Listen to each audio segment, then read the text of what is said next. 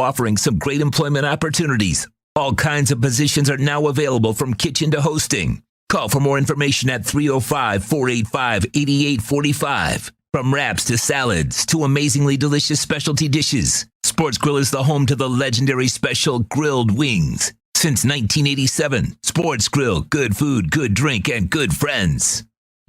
This is the Big O Show.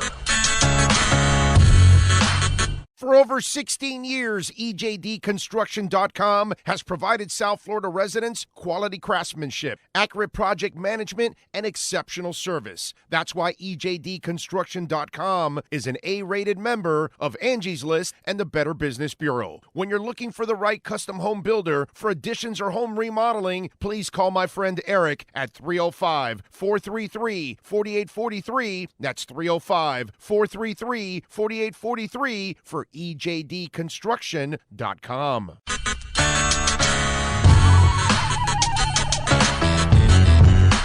The viewing statements or beliefs expressed on the following program by the host, guests, or callers are not necessarily the opinions of FantasyXS.com, Media Group Inc. ownership, management, sponsors, or website.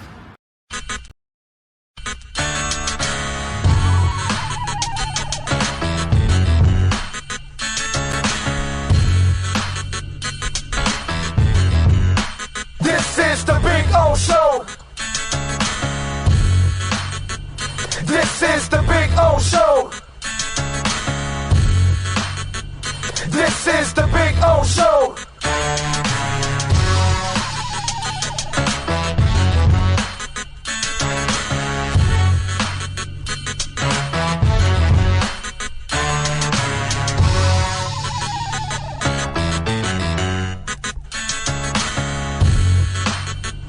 This is the Big O Show. All righty, welcome aboard on a depressing afternoon after watching the Miami Dolphins go down in flames 30-28. We are coming to you live, of course, from Sports Grill here in Miami Lakes. Hope you all are doing well. Hope you're hanging in there on a rough one, because, my Lord, this was rough.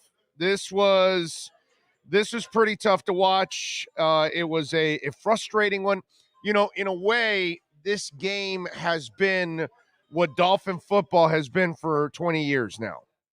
When the offense works, the defense doesn't. When the defense works, the offense doesn't. When special teams can make a play, the offense can't complete it. You know, it's been a cycle that has been frustrating to kind of, follow, throughout the last couple of decades. That's why I've always said, I feel bad for young fans, because they have not had any success.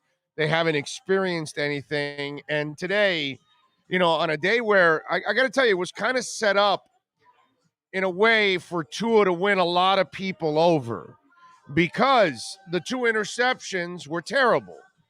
The first one, the Durham Smythe, you don't throw a pass to a tight end that's a blocker and covered by two guys. Plus, he was covered in a way. There wasn't even a window, an inkling, it was a bad decision. Now, later on in the game, he throws it to Gesicki, who's double covered, but Gesicki is an athlete. So that's a guy that you can take that chance with, because he's got a chance to win that battle. Durham Smythe does not. So bad decision by Tua in that one. The other one, he's getting sacked. And, Saban talked a lot about how Tua's injuries at Alabama came a lot from holding on to the ball, trying to make a play, and then he gets sacked and injured, right? So in this one, he's getting sacked, and you got to live for another play. And he's young. He's got to learn how to do this. And so today was kind of set up for him in a way to win a lot of people back, because this was actually a nice test for him. He dug himself a hole, but he was able to dig himself back out of that hole again with the 2 touchdown drives. You know what I mean? And then that would have actually looked really good overall, because people would have been frustrated with it. But then you see the fact that he can drive you right back down the field and get you those touchdowns. Now, the second one obviously was on a short field too because of the turnover, but still, it was set up perfectly. But unfortunately, typical Dolphin football. The defense makes 3 straight stops before all of this craziness, right? Now they need a stop, the most important stop of the game, and you can't come up with it. And that is Dolphin football to its T for the last 20 years. Not one side of the ball can count on the other side of the ball to complement each other. You could talk about complementary football, but you're never going to get it. Oh, well, I'm not saying you're never going to get it. You never get it here in the last 20 years is my point. Hopefully 3 weeks from now they get complimentary football. Hopefully 3 years from now they get complimentary football. But it does not happen in the last 20 years. That what you saw today is the same Dolphins that we've watched under Gase, under Sperano, under all of these guys that have been here, man, over the years. It's the same exact football. It's a team that is ill-prepared. It's a team that doesn't have enough talent. It's a team that's poorly led by its coaching staff. And this is why you're 1-6 now. 30-28. And Tua, again, the 2 interceptions, it's, the numbers, you look at the numbers, 32 of 40, 291 yards, 4 touchdowns, and 2 interceptions. Think about that. Okay? 32 of 40. So he missed on 8 passes. 2 of them were intercepted. There were a couple of drops, right? Preston Williams had a drop. Preston Williams has a drop in every game, right? By the way, I'm really at the point where, like, why does Preston Williams even have to be on the roster anymore? Seriously. I'm at that point. But the guy missed on 8 passes. 2 of them were turnovers, and he had a couple of drops. I know he had there was another drop in the game. So think about that. Half of the 4 passes he missed. It's a pretty clean game. Obviously, the 2 turnovers were brutal. It was Shaheen that dropped one also. Shaheen, that's it. That's right. He's unvaxxed and he's unreliable. I got you, yes. So, I mean, it's just, it's frustrating, man. It's frustrating. It really is frustrating. And again, kind of typical Dolphin football, a moment where even the quarterback had an opportunity to kind of rise above all of this, and he did his part, but unfortunately the defense didn't do their part, so nobody's going to look good. Because if you didn't win the game, then Tua contributed to the loss. I can't. If the defense gets the stop, then we can say, hey, everybody came through. Tua overcame his mistakes. But unfortunately, the mistakes are what helped, defeat you in the process. It's just frustrating, man. And this is Flo's defense. And X-Man, let me tell you something. X-Man is stealing money without a gun and a mask. Okay? Stealing money without a gun and a mask. Even the interception he got, you saw it, it was pretty much dumb luck.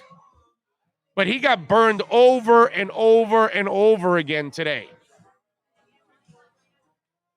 And go to my Twitter feed at Big O Show. You can watch. So X now, he has what we call shadow man coverage. You know how when you run, your shadow is like maybe 6 to 10 feet away, stretching out? That's X. X is your shadow. Now, normally you want to really shadow a guy by mirroring the guy, right? No, but in X's case, shadowing means he runs with him, but he's like 5 or 7 yards away. By the way, Leon Fresco, before these super chats disappear, because we got a lot of people on the chat board, Leon, thank you. He says at least next week will be the end for Cam Flo. Oh, yeah, it's Buffalo. It's going to be ugly next week. I'm wondering if we should do, next week is our last week here. Then we move over to Bird Road. So should we have kind of like a funeral procession next week when we do the show? Everything in black? I mean, it's against the Bills. I mean, it's going to be assassination. AH360 says, sorry, not buying in on praising Tua for good numbers against Jags. Hey, my brother, I'm not selling it to you. You don't have to buy whatever you don't want to buy. Appreciate the super chat, but I'm not here to buy, or I'm not here to sell it to you.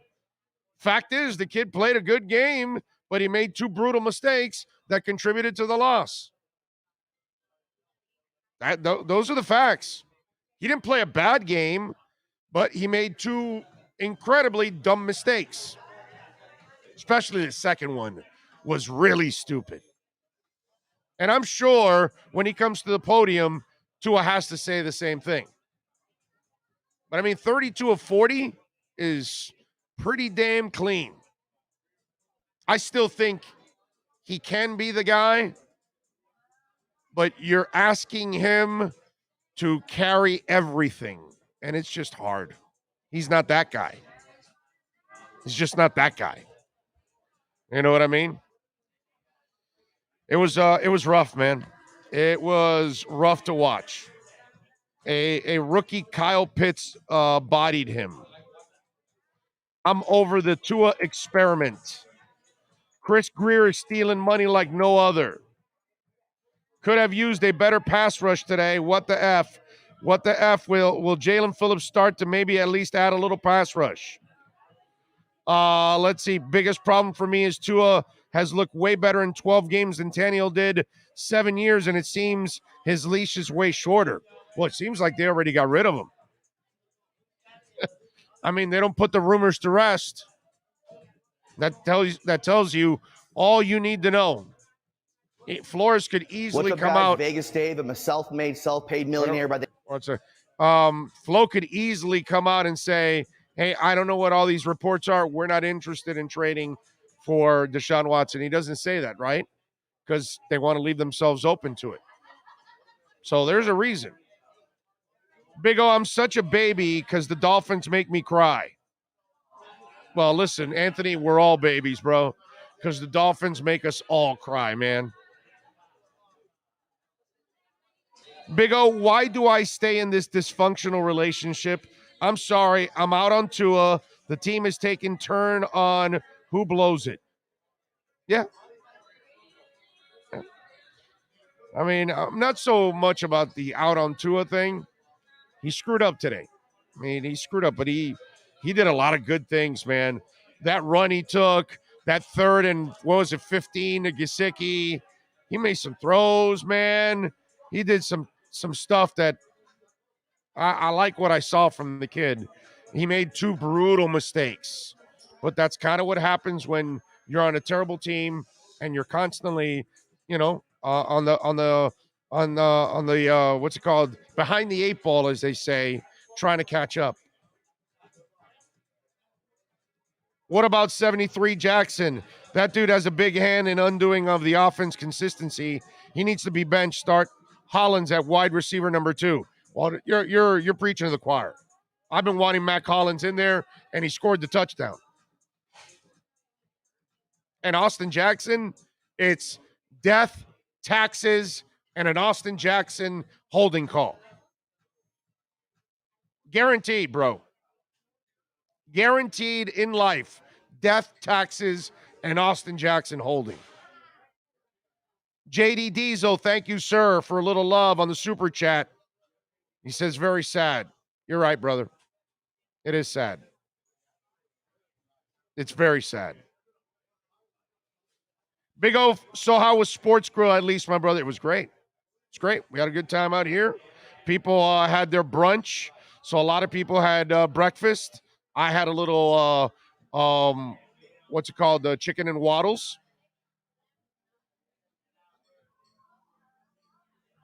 Waddle, by the way, played well. Victor Huertas, thank you, sir. Giving us a little love on the super chat. Remember, you can send in also a donation through Cash App or Venmo. Cash Big O Show is the address. Cash Big O Show is the address. We get 100% of the donation there. Here on the Super Chat, we get 70. Victor says, hilarious, you said an assassination for next week. It is. We're going to get assassinated, abolished, trounced, routed. Just terrible. I'm scared of the Buffalo game next week, man. Terrified. Isn't that game on the road, right? Because we already played them here. Oh, my God. It's on the road with those crazy bastards diving on tables that are lit on fire. Because that Bills Mafia, those people are crazy. They're straight up crazy. Gus1388 says, hey, funeral next week. We will have a view after the wake or something. Yeah, we will. Have a good one, fellas. Sorry about the Dolphins letting on. Hang in there. But, that's the beauty about all of us hanging out here at Sports Grill. Because at least we can, support each other, remind each other how much we suck, hug each other, shake each other's hands, and just hope that one day it'll get better. We hope so, at least. We're waiting. And Flo yet? Not yet? They got players on? Okay. Big O. Ball placement is really bad. How many times wide receivers, running backs, tight end had to wait for the ball? I thought it was pretty good overall, considering what he has to do. I disagree with you, bro. I thought they were pretty good. The ball's thrown. And by the way, he has no time. It's like an immediate decision that he has to make right away. Tanner Olson, thank you for a little love on the Super Chat. He says, penalties absolutely killed this team, and the defense always outcoached. That's Flores. Everything's on Flores, dude. Everything is on Flores. The whole thing he did with the offensive coordinators this week, I lost a lot of respect for Flores. I'm losing confidence in Flores, but I didn't lose respect. This week when he came out and he flat out lied about the offensive coordinator stuff, which is just ridiculous. Like, serious, dude. You're going to lie about that? So now for serious stuff, nobody's going to believe you anymore. Something silly like the offensive coordinator. Look, man, if it's not one person and it's three people making calls and Charlie Fry can make the last call if he wants, then just say it. Now we find out about it and it makes you look like an idiot because you've been lying to people the whole time and telling them, no, Godsey makes the call and Fry only relays it. Now we find out that Trent Dilfer wasn't lying. And then, and what did I tell you guys last week? I think Flo reprimanded Charlie Fry, and that's why and that's exactly what it is. Charlie Fry opened his big mouth, told Trent Dilfer. Dilfer then told the nation, and then it made Flo like an idiot. So Flo went back at Charlie and said, no, you can't do this. You can't be talking to the media, dude. You're out. So you're not calling plays now. So now Godsey's calling the plays. I got to say something. Now that I think about it, it was actually a better called game today. They were able to move the ball after their first drive. At one point or other. Yeah. Just because Tua threw the interceptions doesn't mean it was a bad call. Okay, we got Flo. Oh, Cam Flo talking to the media. Let's go. He put us in position to win the game, which is at the end of the day, that's all you can ask for from the quarterback. Obviously, some plays he wishes he had back, but overall, I thought he did a lot of good things. When you're down double digits, just to kind of try and create some energy or a spark, and it seemed like that worked. Just kind of, and then you talk about the resilience of this group, but kind of shined in that moment, in that drive. Yeah, resilient. That's definitely a word I would use for the group. But we're on the like I said all week, it's a slim margin for error. We're on the wrong side of that for a lot of reasons. Starts with me, obviously.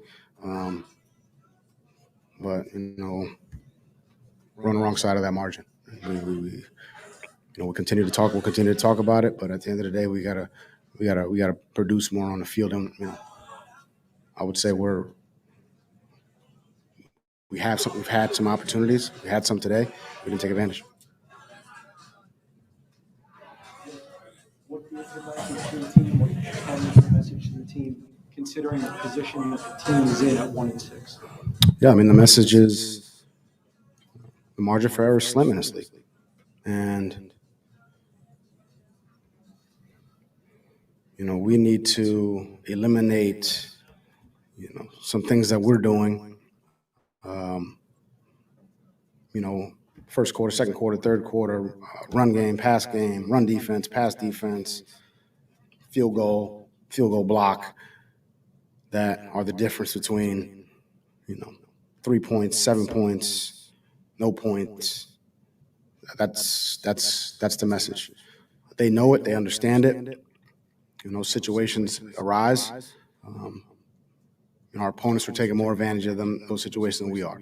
And we know it. We understand it. And we're just not doing enough.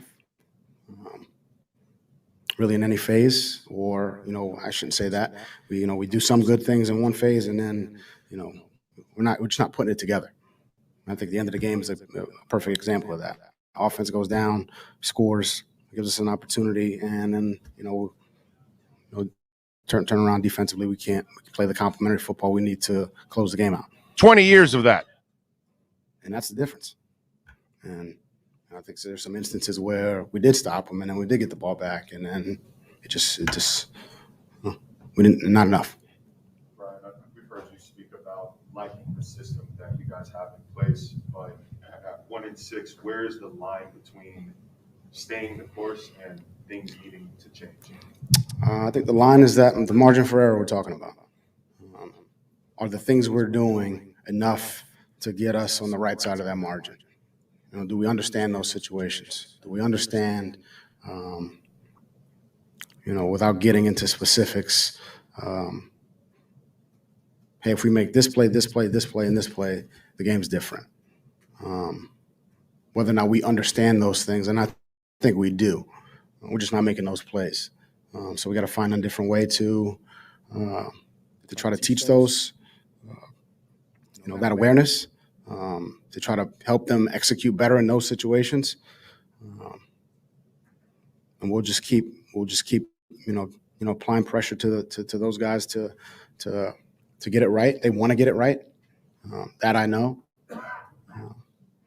But yeah, I mean, as far as we're always looking for better ways to help this team execute and have success. We'll continue to do that. On the network telecast during this game, they said that this week Charlie Fry pulled Tua aside and tried to help him focus on just this game and not the outside speculation that we've all heard. I know you're reluctant to talk about coach-player conversations, but what can you tell us about Tua's ability to focus this week and how much of a challenge he faced as opposed to maybe just a quote-unquote normal week? Look, I had a conversation with Tua about, all that was going on. It's the same conversation we've been having for a little while, which is he's our quarterback. His focus needs to be on, our team, what we're doing. In this case, it was Atlanta. That day, whatever we were doing that day, third down, red zone, 2-minute. And understanding that there's some outside noise, some outside distractions, but, let's do everything he can to focus. And I think he was able to do that. And I thought he, did a lot of good things today. Brian, we've seen this team have good performances in the fourth quarter, trying to come back. Why is it that the Miami Dolphins are not able to carry that over to the next game, to next week? What is the challenge there? Yeah, I mean, every week's a little different. The opponent's different. The schemes, the concepts, the players are different. So every week's a little bit different. And I would say, this team this year, we've done things in spurts. Played, some good offensive spurts, some good defense in spurts, some good things in the kicking game in spurts. We just haven't been able to string anything together consistently. Something we've talked about a lot as a team, and we're just not getting it done right now. Ryan, Jalen Waddle, 6 catches, 6 first downs. I think he had a first down on each catch. Yep. So he's produced, he's being what you want. But how much conversation was there before the draft about Pitts? We talk about, a lot of players. He was selected before, we picked. So there was conversation about him. There was conversation about a lot of players. Obviously, he's a very good player. But we're very happy with Jalen and the players we selected. Right. I know hindsight is 2020, but is there any regret on not taking that bye week following the London game? No.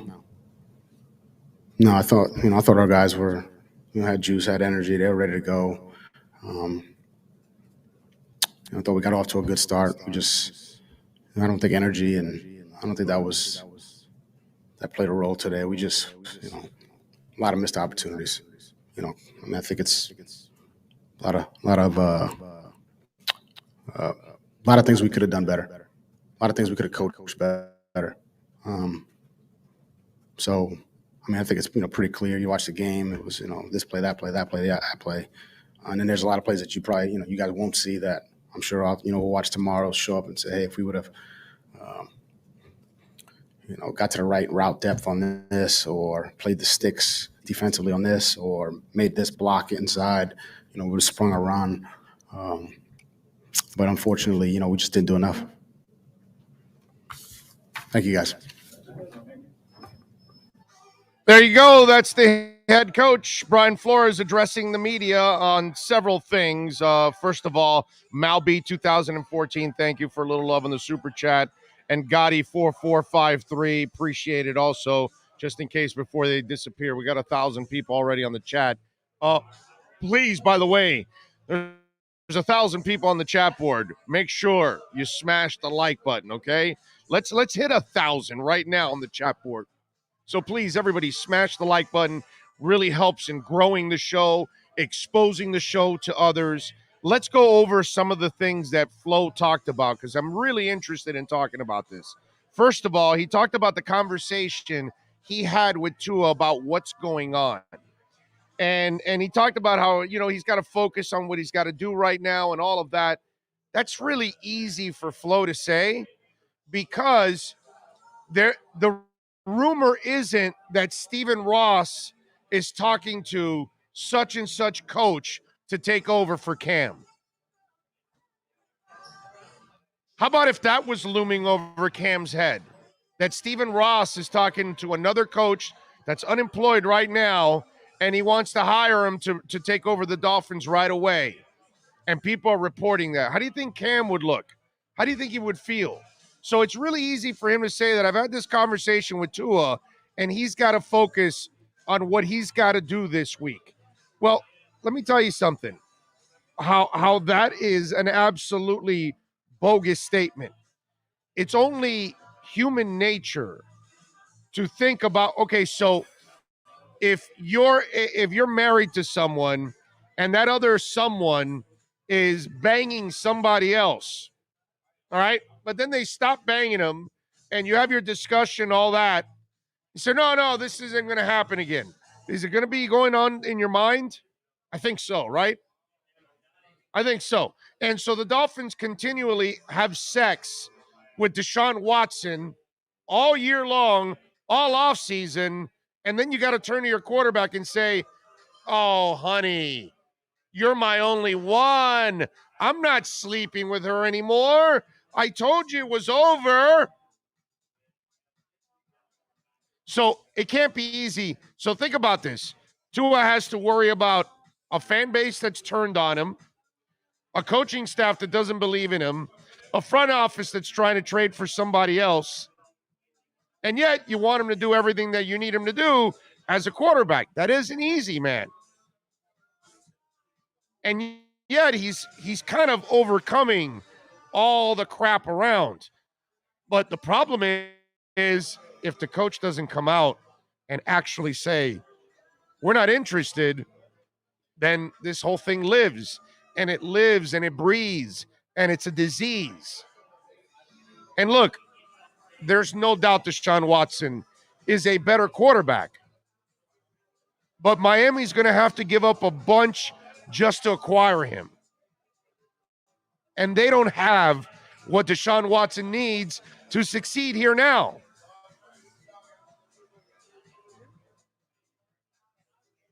Deshaun Watson is going to get killed behind this offensive line. He won't end up being the answer because you don't have the team. And in the end, Tua's not going to be your answer because you don't have the team either. I almost like feel like I know how this story is going to end. And I hate to think about it. You know why? Because I see the Dolphins, if they do make this trade, right, this is so Dolphins. You give up a bunch of picks, you get Deshaun Watson, you trade off Tua, he becomes a great player somewhere else because he goes to a coach that actually knows how to use him and put the right pieces around him to have success, and then you watch Deshaun Watson come apart here because he took a beating behind a terrible offensive line. And then we're complaining about everything else. We're complaining that Watson broke down, you didn't protect Watson, and you gave up all these picks, and now where are you? It's just, you know, when I'm watching X basically play half-ass out there on the field, when I'm watching what supposedly is the expertise of Brian Flores' defense constantly fail, when I'm watching a circus at the offensive line, offensive coordinator spot where you had a revolving three-man congregation calling the plays, and now you got exposed publicly for it because you lied, and now you look like an idiot trying to fix a stupid problem. And then I watch Flo on these press conferences, and he has no answers. Oh, we got to coach better. Oh, we got to, prepare better. When we have an opportunity, we're not taking advantage. The other team is taking advantage. Well, my brother, that's you. You're the coach. So don't come onto the podium, Cam Flo, and tell me, oh, wait a minute. Our players are playing hard in practice. They're not making mistakes in practice. They're not fumbling in practice.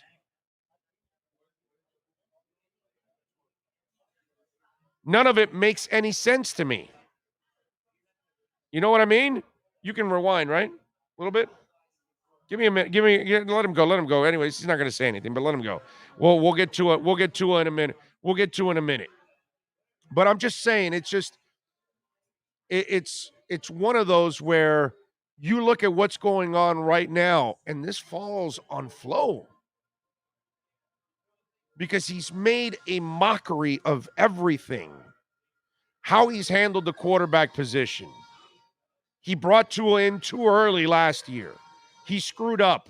The kid wasn't ready. An offensive coordinator with 1,000 years more experience told him, and yet he went and did whatever the hell he wanted to do. And he almost got the kid re-injured in the first game against the Rams when Michael Brockers slams him to the ground.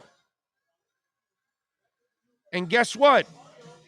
You put Jesse Davis at right tackle, and he almost got the kid killed again, and this time he broke his ribs. And by the way, he's playing still recovering from fractured ribs. So recovering from fractured ribs, he takes on a tackler to get a first down and breaks a tackle.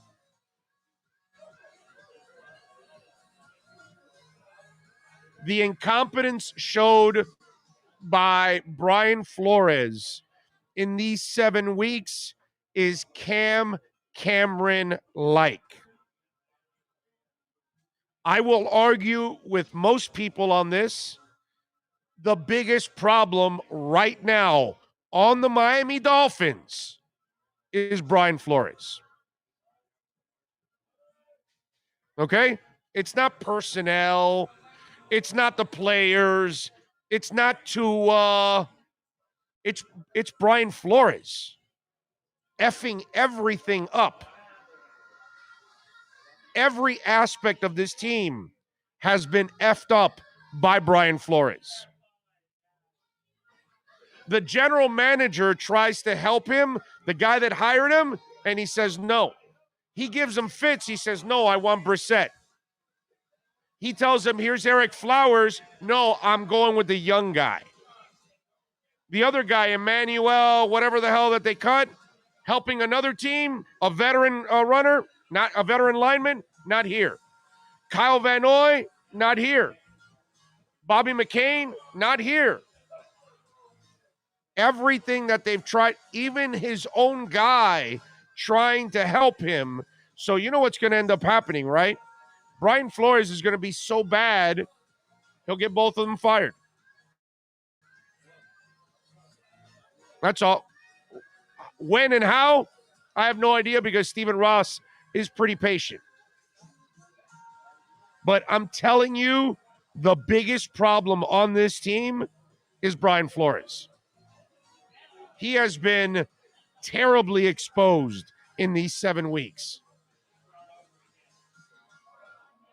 And all it took was, you know what? One word, expectations. Once this team had expectations, he was done. Because now there's pressure. Now you've got to win. The first 2 seasons, it was, oh my God, they won. Wow, what a surprise. Now they're expecting it. It's different. I mean, just look at how things are constantly handled. And it's Brian Flores. That's the problem.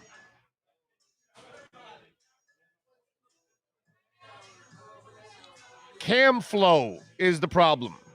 Hector Fuentes says we're screwed. Yeah, unfortunately.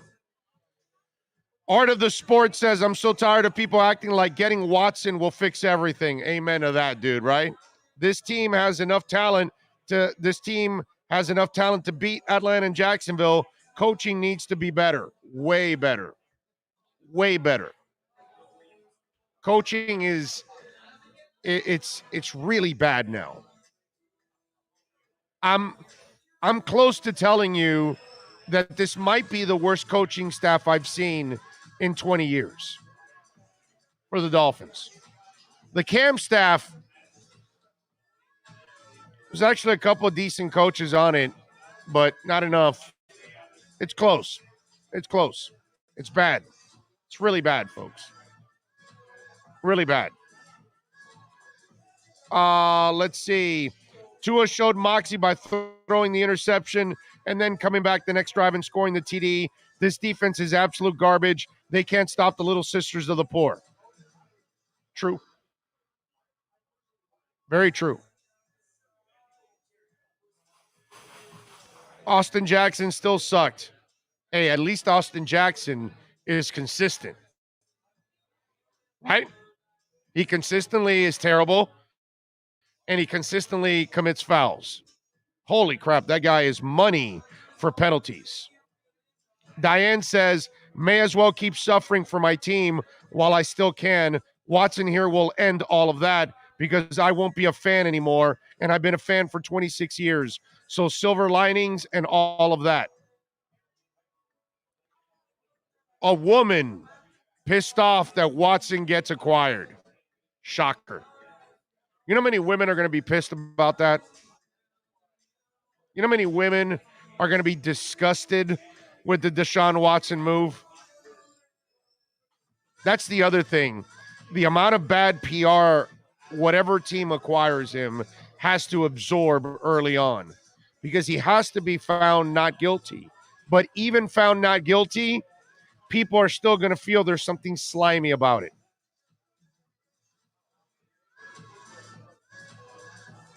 Tua has a defeated look on his face, yet he still puts the team in position to win, and defense can't stop anybody. We could have really used Kyle Van Noy today. Tom Wilson with the Mad Dog line, a stench of cow manure hovers over this performance by the Dolphins.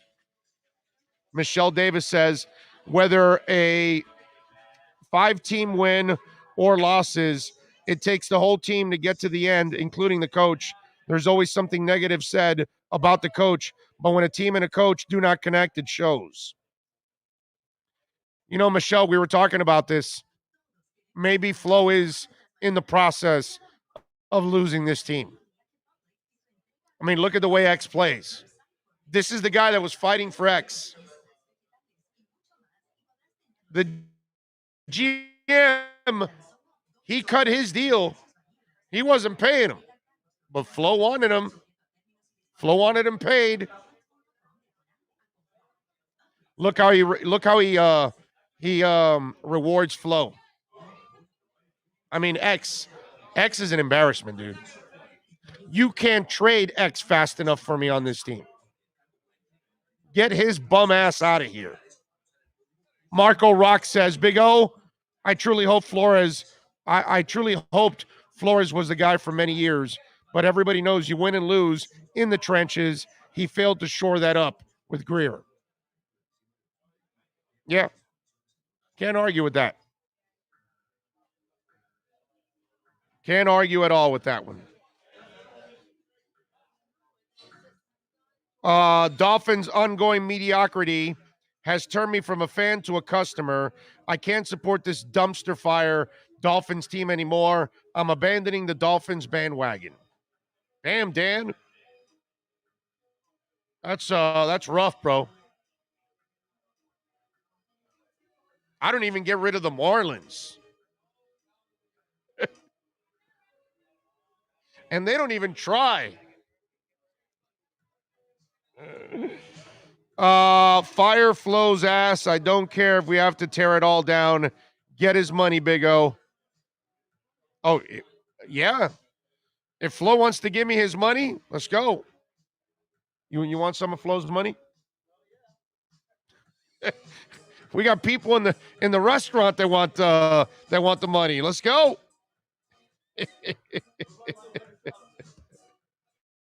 Joe Burrow and Jamar Chase. Wow. The Bengals. How about that? Zach Taylor, who was like the QB coach here, is doing a better job in Cincinnati than Flo is here in Miami.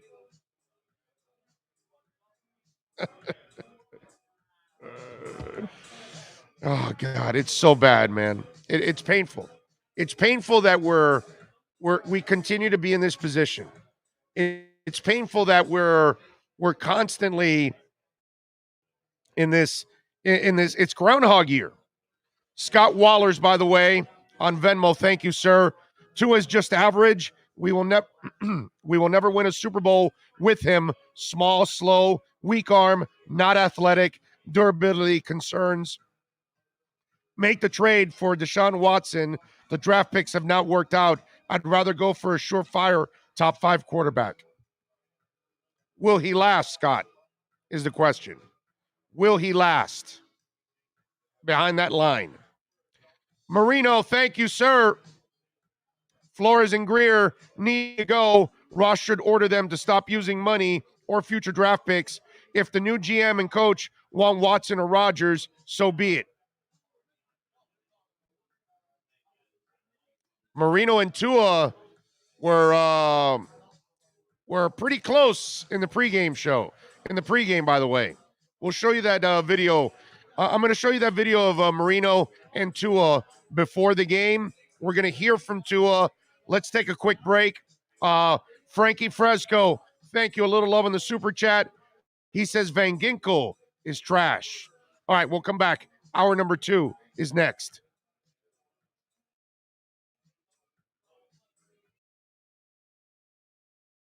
This is the Big O Show.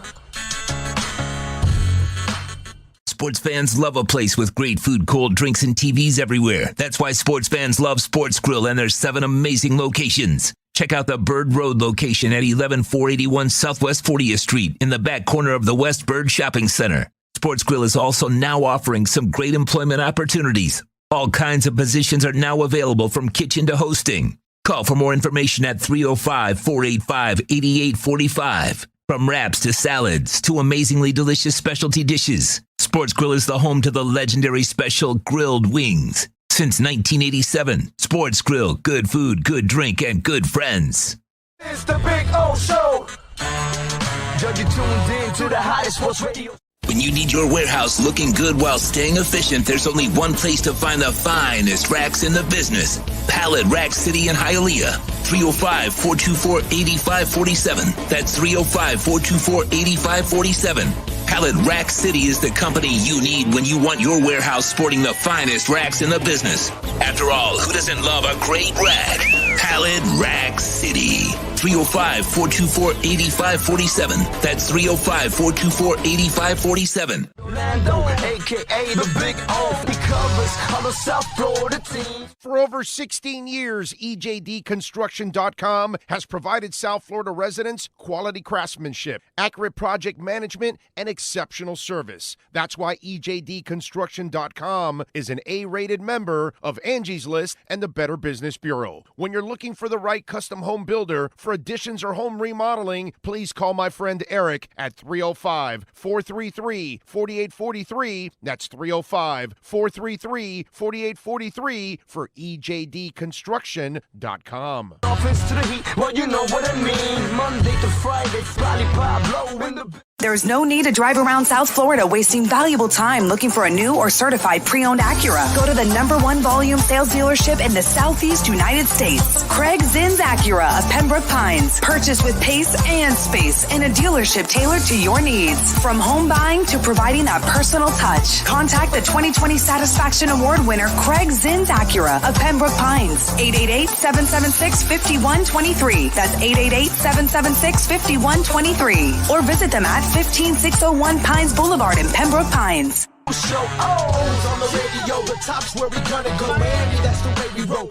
Folks, you can support the hardest working sports talk show in South Florida through Cash App or Venmo. Just search Cash Big O Show. Support us through Cash App or Venmo. Cash Big O Show. We thank you for your incredible support. On the morning show, Big O, no one has a similar show. Talk sports, talk plays, talk... If you're a Miami sports fan, then there's only one store to go to, and that's Caneswear at Miami Fanwear in Davie. They're your one-stop shop for all your inner Miami CF, Canes, Dolphins, Panthers, and Marlins merchandise. They have hats, t-shirts, game day jerseys, and so much more.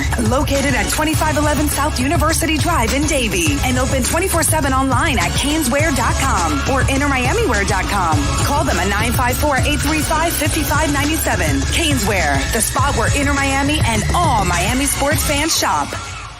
Live and direct, because nobody do it better than Big O in the set. From sunrise, listen live. When you're ready to purchase a new home or refinance the one you have, American Dream Lending will make sure your loan experience is easy with fast approvals and quick closings. With many loan programs and competitive rates, now is the time to turn your dreams into reality. Ask about special financing for veterans. They never charge an application fee and you will work directly with one of their experienced loan professionals. Stop dreaming and contact American Dream Lending today. 786-802-1727 or online at adreamlending.com.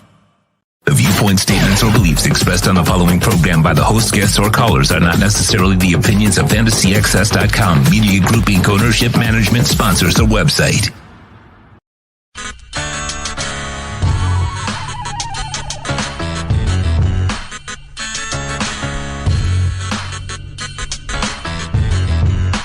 This is the Big O Show. This is the Big O Show. This is the Big O Show.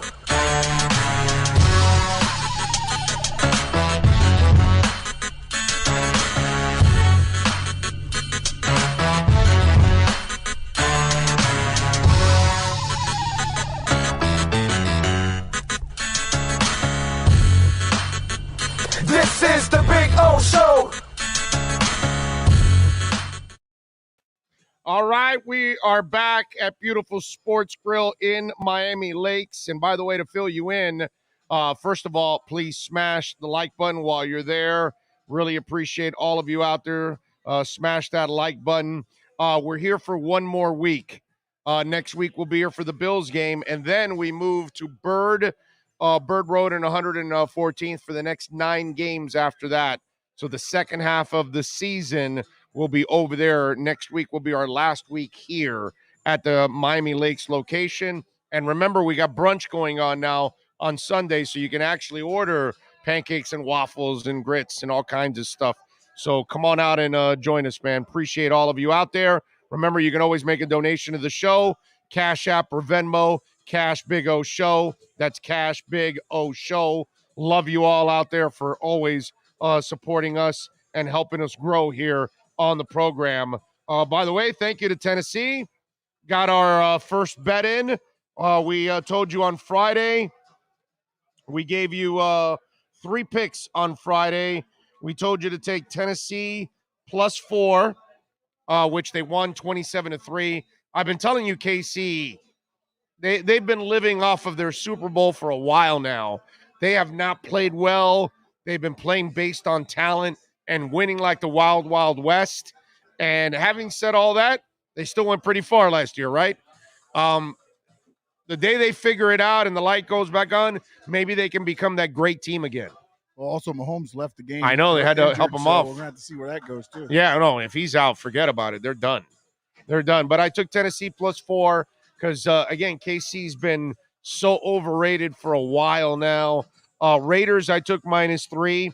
They're tied right now, 7-7, I believe, with the Eagles, yes.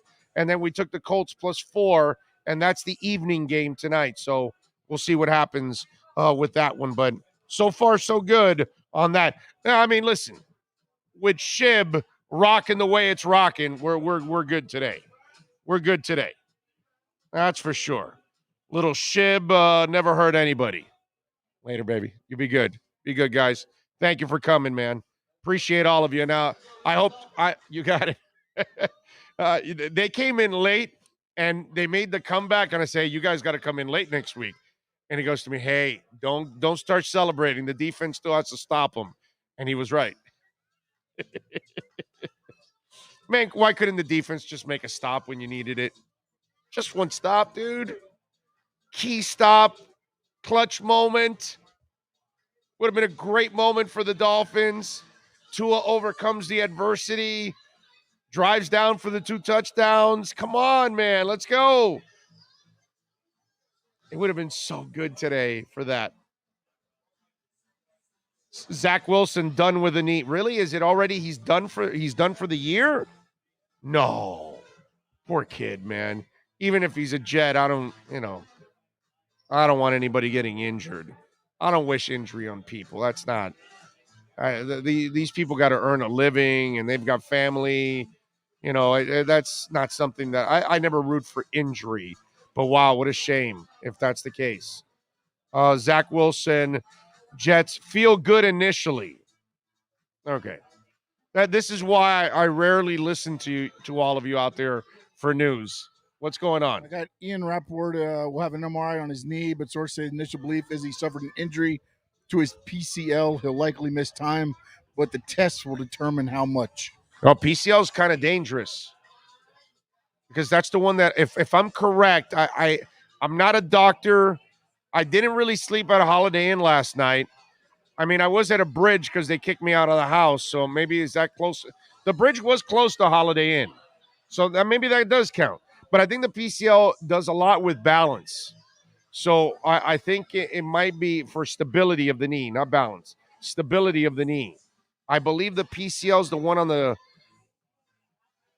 back in the middle, I think it is. I think it's something like that. Yeah, right? Yeah. I think that one does a lot with stability of the knee. So it's one of those kind of iffy things. But, right now it says knocked out. And then you heard what he said there. Salah said Wilson will have an MRI on his knee to determine the extent of the injury. He said the first signs have been positive, although any proclamation about the rookie's outlook will have to wait. So maybe he only misses a few weeks and he's able to come back. I hope he's not out for the year. I don't even if he's a Jets player or even a Patriot or a Bill. I'm not one of those people that, oh my God, I hope he blows out his knee. That's not right, dude. You only wish the worst for the unvaccinated, right, Big O? No, they can take care of themselves. They're unvaccinated. They're already putting themselves at risk. I don't need to wish anything on the unvaccinated. They're already doing that for themselves. I don't need to do anything else, bro. Tom Brady is added to his list of accolades. He becomes the first quarterback in the history of the NFL to throw 600 touchdown passes. Wow. Guy's amazing. South Florida Don says, yes, posterior. Yeah, PCL. That's right. Posterior cruciate ligament. That's right. It's what? It's the lateral collateral, the LCL, the lateral collateral ligament, the PCL, the posterior collateral ligament, the ACL, the anterior cruciate ligament, and then is it 3 or 4? Is there fourth? I think is it 3 or 4? Might be those 3. Have a good one. Thank you. Thank you for coming. Oh, I felt like I've been punched in the gut just when I thought we finally made a comeback. The team has finally figured out. I get punched in the gut again. Yeah, I know, my brother. That's all of us, man. That's all of us. We're all the same. We're all in the same damn boat, man. There's actually 6. There's interior, 6? The posterior, the medial, the lateral, the fibular. The MCL, that's right. The MCL. The fibular and the coronary. Wow. Okay. Well, I never hear the other ones. First time I heard it as well. Let's see. There we go, people. ACL, PCL, MCL, LCL. I'm getting my jersey out of the closet and trying it out this week for the Dolphins. Got to help my team. Hey, Paul, we need you, bro. Paul, we need you, dude. If you can cover, if you can tackle, if you can catch the ball. And by the way, speaking of catching the ball, Preston Williams, I'm done with you, bro. I'm done with you. Really. I'm done with you. That's it. If it's not an injury, it's dropping a football. No wonder he likes Doge. Seriously, now that I think about it, everything about Preston Williams comes down to the fact that he still doesn't understand crypto, and he brags about Doge like it's Ethereum or Bitcoin or Matic or something. Seriously. I mean, that just tells you. No wonder he can't catch a damn football. Are you wavering more on the fact of his crypto knowledge or the fact that he's actually dropping passes? I think the fact that he has terrible crypto knowledge has polluted his entire being. So there's no way he can ever become a good receiver if he actually thinks Doge is like, real crypto that you should really invest in. At least with SHIB, there's some technology there. They're building a blockchain. They're going to have NFTs. They've got the Shiba swap. Doge has none of that. And Preston wouldn't know that if it bit him in the ass. So I'm you know what it is? It's polluted crypto knowledge is ruining the kid. If he had proper blockchain technology knowledge, he would catch that football. But since his blockchain's all broken up, it's all doged, it slips right through his fingers. That's it. I figured it all out for Preston. See, if Preston switched from Doge to SHIB, I bet you his game would change. I think that's it. How long you holding SHIB? I don't know, man. I mean, I'm so much in the profit right now. You know what I mean? I can pay off a couple bills, but I don't know if I should hold out and does it get to the point where I can pay off my house?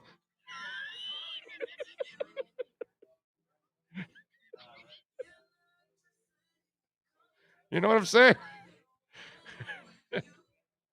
Like right now, I can pay off a couple of nice bills and like say, okay, I did it. I was successful with it, but I'm rolling the dice. I'm hanging on.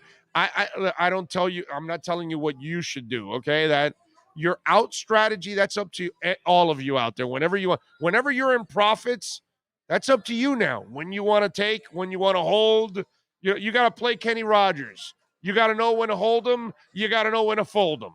You know what I'm saying? So I don't know, but I'm gonna roll the dice a little bit more with Shib, because I almost thought of taking out some profits in the last go round to like 27, 28, 30, because I got profits. Now it's gone up to 40. So I'm like, whoa, wait a minute, what do I do here? But now I'm gonna hold on. I'm gonna take my chance, and I'm gonna roll the dice a little bit more and see, because it's not going to 10 pennies.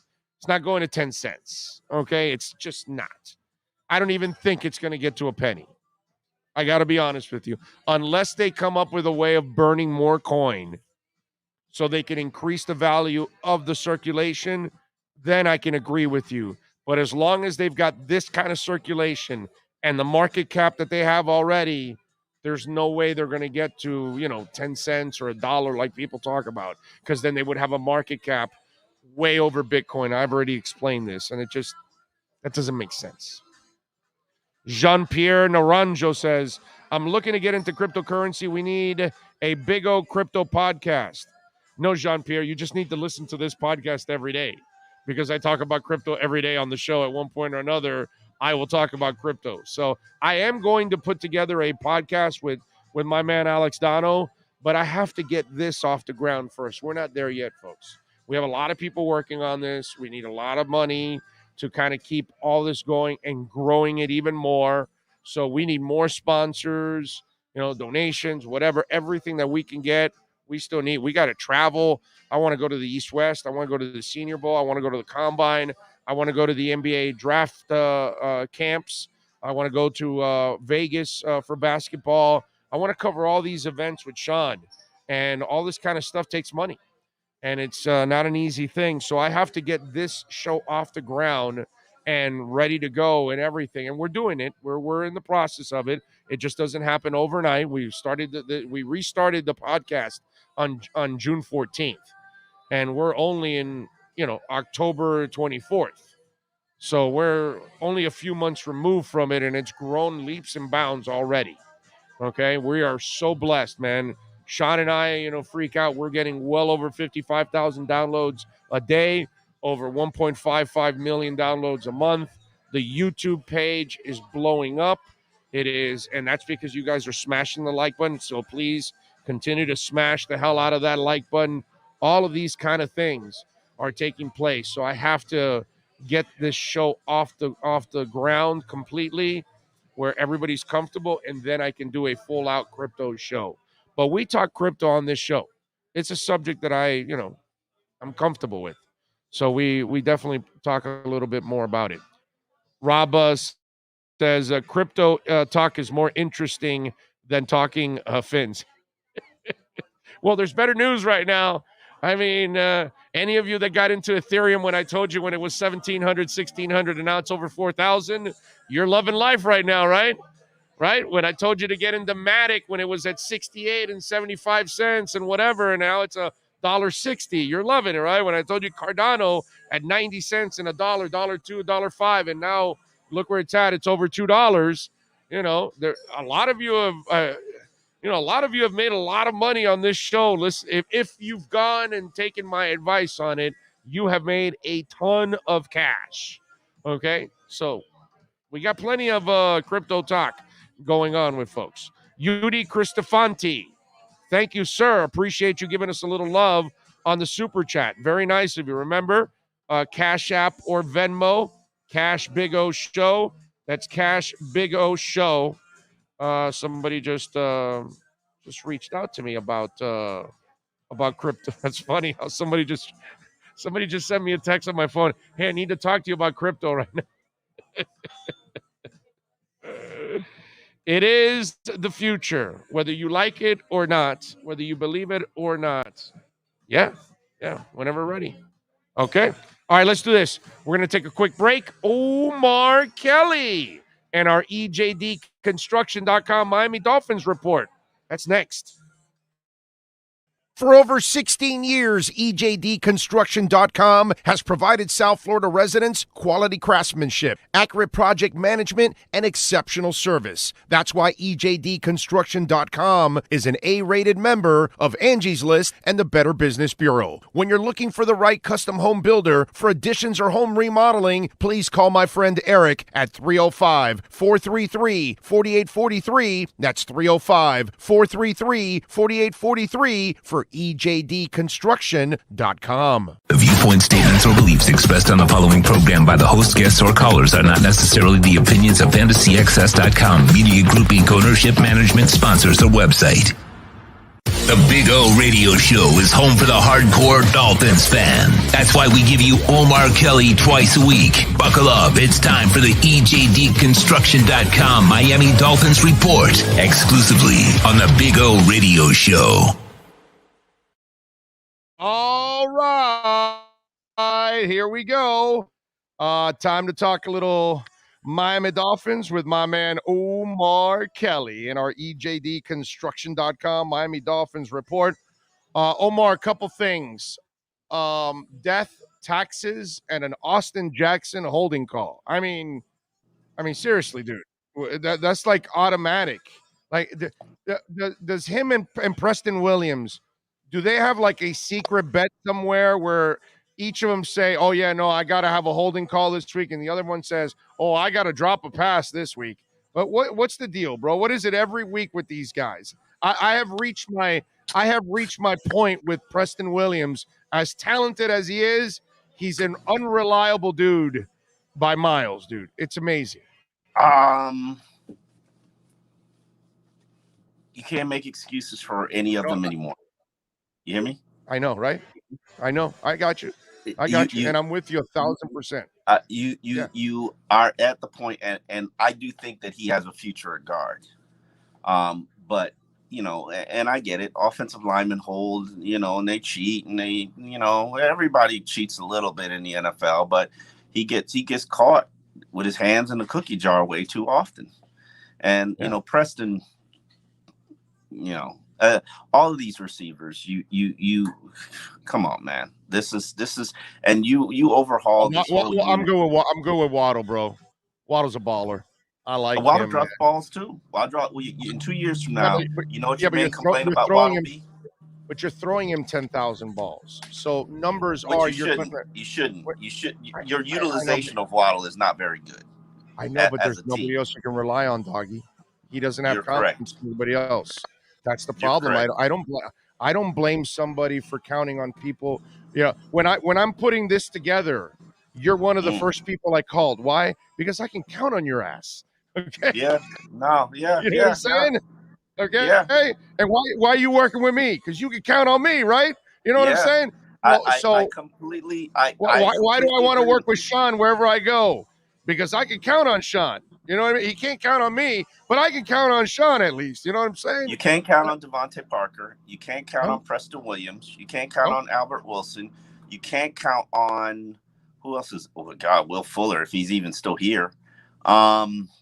Like you got to count on Isaiah Ford. Think about this: the receiving core is Mac Hollins, Isaiah Ford, and Mike Gesicki, which is basically what you finished the year with last year, and you said it's not good enough. This just isn't good enough, and Jalen Waddle. So, I mean, you're literally Jalen Waddle and the cast of characters that you had last year, and then you wonder why your passing game or your offense struggles. And this, I think this is the highest scoring they've had all season, except I think the overtime game. But Tua did have 109.5 passer rating. I thought he was terrific today, man. He made with those interceptions. Two brutal. Oh decisions. my God! Come on. Yeah, those were brutal. They were brutal. He even said it. He even said it. That's 7 points. That's what I love about that kid. He's going to be brutally honest, even about himself about that kind of stuff. Did you hear? Did you hear his comments about Flores and and his conversations with Flores? Did you catch that? Yeah, go ahead. Talk. We haven't played it yet. We're going to play it after you guys. What did he say? What did he say? Basically, he acknowledged that they've sat down and they've talked to him and they've been transparent with him about what's going on with the Watson talk, and that basically what he appreciates about Flores is his candor and his honesty, which means that shit is true. And basically, he understands what's going on. Deshaun Watson's trying to debo his team, and he's got to perform and deliver and show this franchise that you can believe in me for the future. But the bottom line is, I'm not sure that they believe, and I'm not sure that they buy in no matter what he does. And, yes. But by the way, but Omar, there's no maybes or no, they don't believe in him at all, dude. They gave up on him already. You I guys don't know were if they've given up on him already. They're just. Why would you keep talking? Why would you keep talking to Houston then? Because he's a bad bitch. Because he's a bad bitch. But think about how much you've given up on him, that you're willing to No, go you talk haven't to a given up quarterback on him. that's- You haven't given up on him. I'm sorry. A supermodel wants get with you. If you're Your trying high to school- trade for somebody else, you have given up on him. If you're banging someone else, you have given up on the person you're with. You're not steady. Okay. No, you're just not going steady with Tua. You're not going steady with Tua. Like, you're just dating. And so what you're saying is, I got it now. So what you're saying is the Dolphins are just like Deshaun Watson. Deshaun Watson's got a girlfriend named Jilly who's beautiful, but he's Allegedly. going out and getting massages from other women. So the Dolphins have their Jilly named It's nothing wrong with Tua, getting a massage from but other they're women. going out and flirting with Watson. It's nothing wrong with getting massages from other women. Am I supposed to get it from a man? So that no wonder the Dolphins want Watson. They both want to cheat on their wives. Listen. And hear me out, because I think my position has changed on this situation. After six losses, after seeing that this whole rebuild is shit, this is a shit show. Like, Yeah, it is. I don't care anymore, Big O. Just fix it. I don't care. Like, I don't care. But Doggy, we got to find the right people to fix it. Yeah, I mean, if that's what we're gonna do it. But I don't care anymore. Like, if you're gonna go get Deshaun Watson, just go get him. I don't care. Like, you get him and you deal with the blowback, try to play him, see if the commissioner suspends him. Who cares anymore? I'm just tired. Apparently, now that's changed too. Apparently, ESPN has reported and all that they won't even suspend him if you try to play him or anything. So I told you. I know you've been saying it, and I've been thinking, wow, this league can't be that stupid, and yet they are that stupid. If they can suspend you, they gonna suspend you. Oh, this yeah. is the You're right about biggest that. black eye for the league this year. So if they haven't suspended him by now, they're making Houston write them checks. Clearly, he's not going to be suspended. So I force the issue. I force the issue. Try to play him. If they suspend him, okay, good. Then our clock starts already.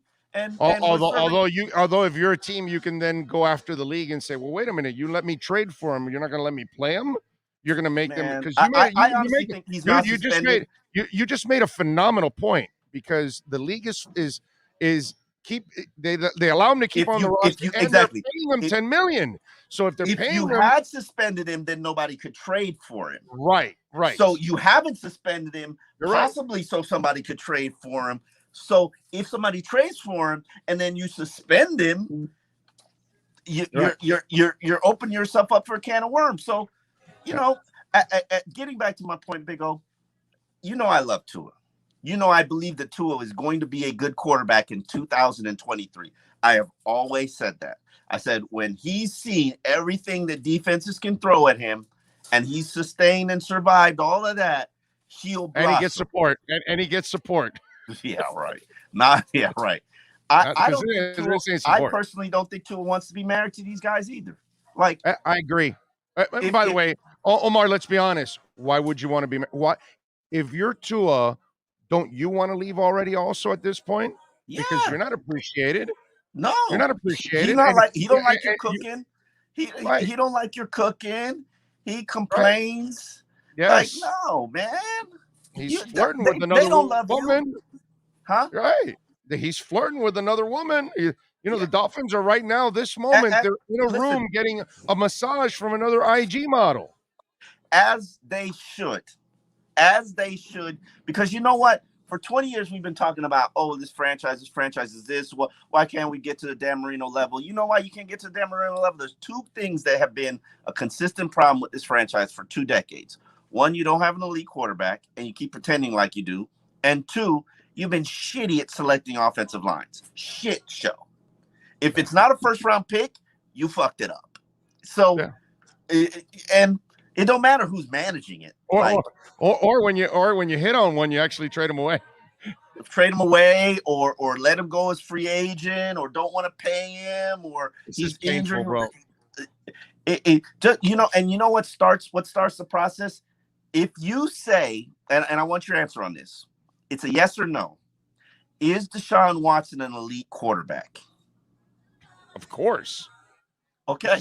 I don't know if that's now he might yes. now he may be an elite predator too. So that's the problem. No, that's not what we're discussing. I know. I'm just saying. If he is an elite quarterback, then go do what it takes to go get him. Because you clearly have not had that in 2 decades.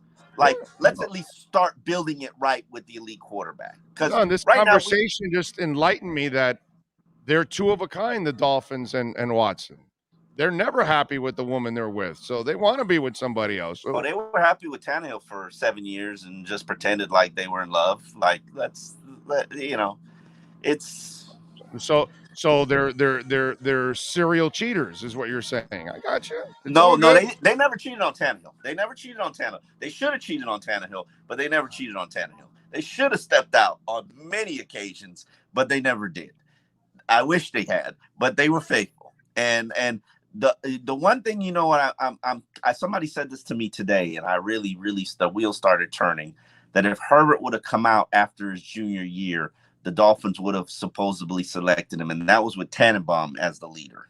Okay, now if that had happened, although somebody told me in the offseason that Greer liked actually Herbert. Stop it. Which I don't know if that's true. No, seriously, somebody told me that he was the guy that liked Herbert, and somebody else wanted to. I heard it the absolute other way around. Listen, everybody at this point, this is why I don't know what to believe anymore.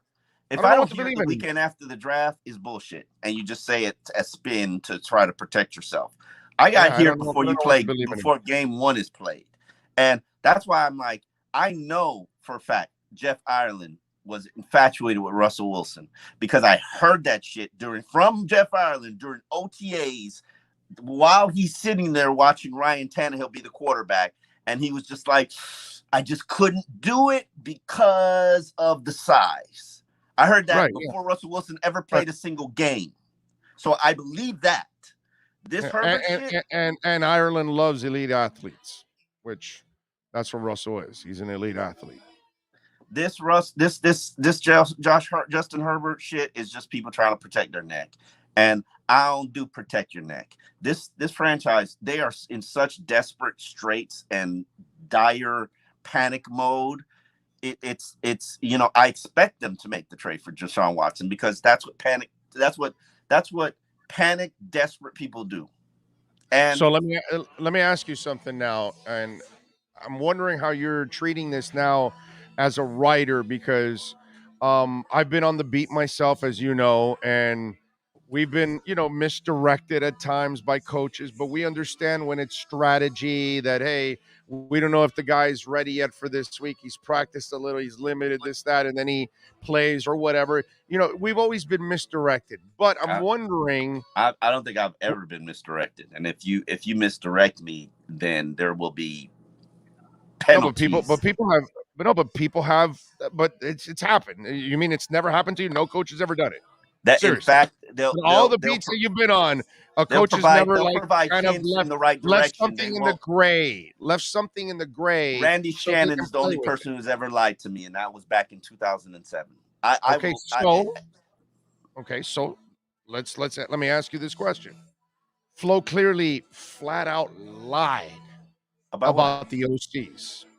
About flat out lied about the OC. No. Well, Flo could change who's the play call. Dave Hyde busted. No. And I know that's my colleague, but Flo has never lied about that situation. He can change his mind and opinion. He's never told you who's calling plays. Flo has never, ever once in his life. He said God. He said Godsey was called. Yes, he did. He said God. Dude, he said Godsey was calling plays, and then Charlie Fry relaying them. He clearly said Charlie Fry was relaying. No, what he said is Godsey is the final person in communicating with Tua. That has changed. Flo has never told you who called plays. Yes, he did. No. He clearly said Godsey called plays and Fry relays them, and then he said the plays are called from the booth, and Fry relays them in. He did not say who calls plays. He has never told you that Godsey. He has never said the Omar, word. That's a lie. That right there is a lie. No. Charlie Fry had the opportunity omission of truth. It's an omission of truth. He has never told you who called plays, and in fact, he could change who calls plays any week, and he would not be lying.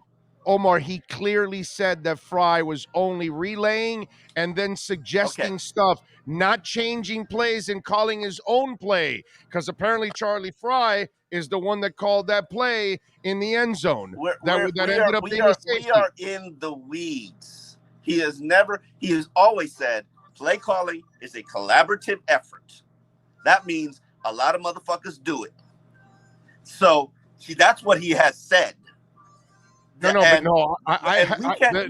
accept that. We as the media cannot accept that. We have never accepted it. He has never said that anything other than play calling is a collaborative effort. He has never said anything other than play calling is a collaborative effort. He has never identified Godsey as the play caller. Yes, he did. He has clarified that Godsey is now the one person that he's streamlined the process. This is quote. He's streamlined the process, and Godsey is the person who communicates with Tua now. But he has never said who is calling plays. He has always said it is a collaborative effort. We want to connect the dots, and we want to catch him in a lie. And catch. He has. He lied. He lied.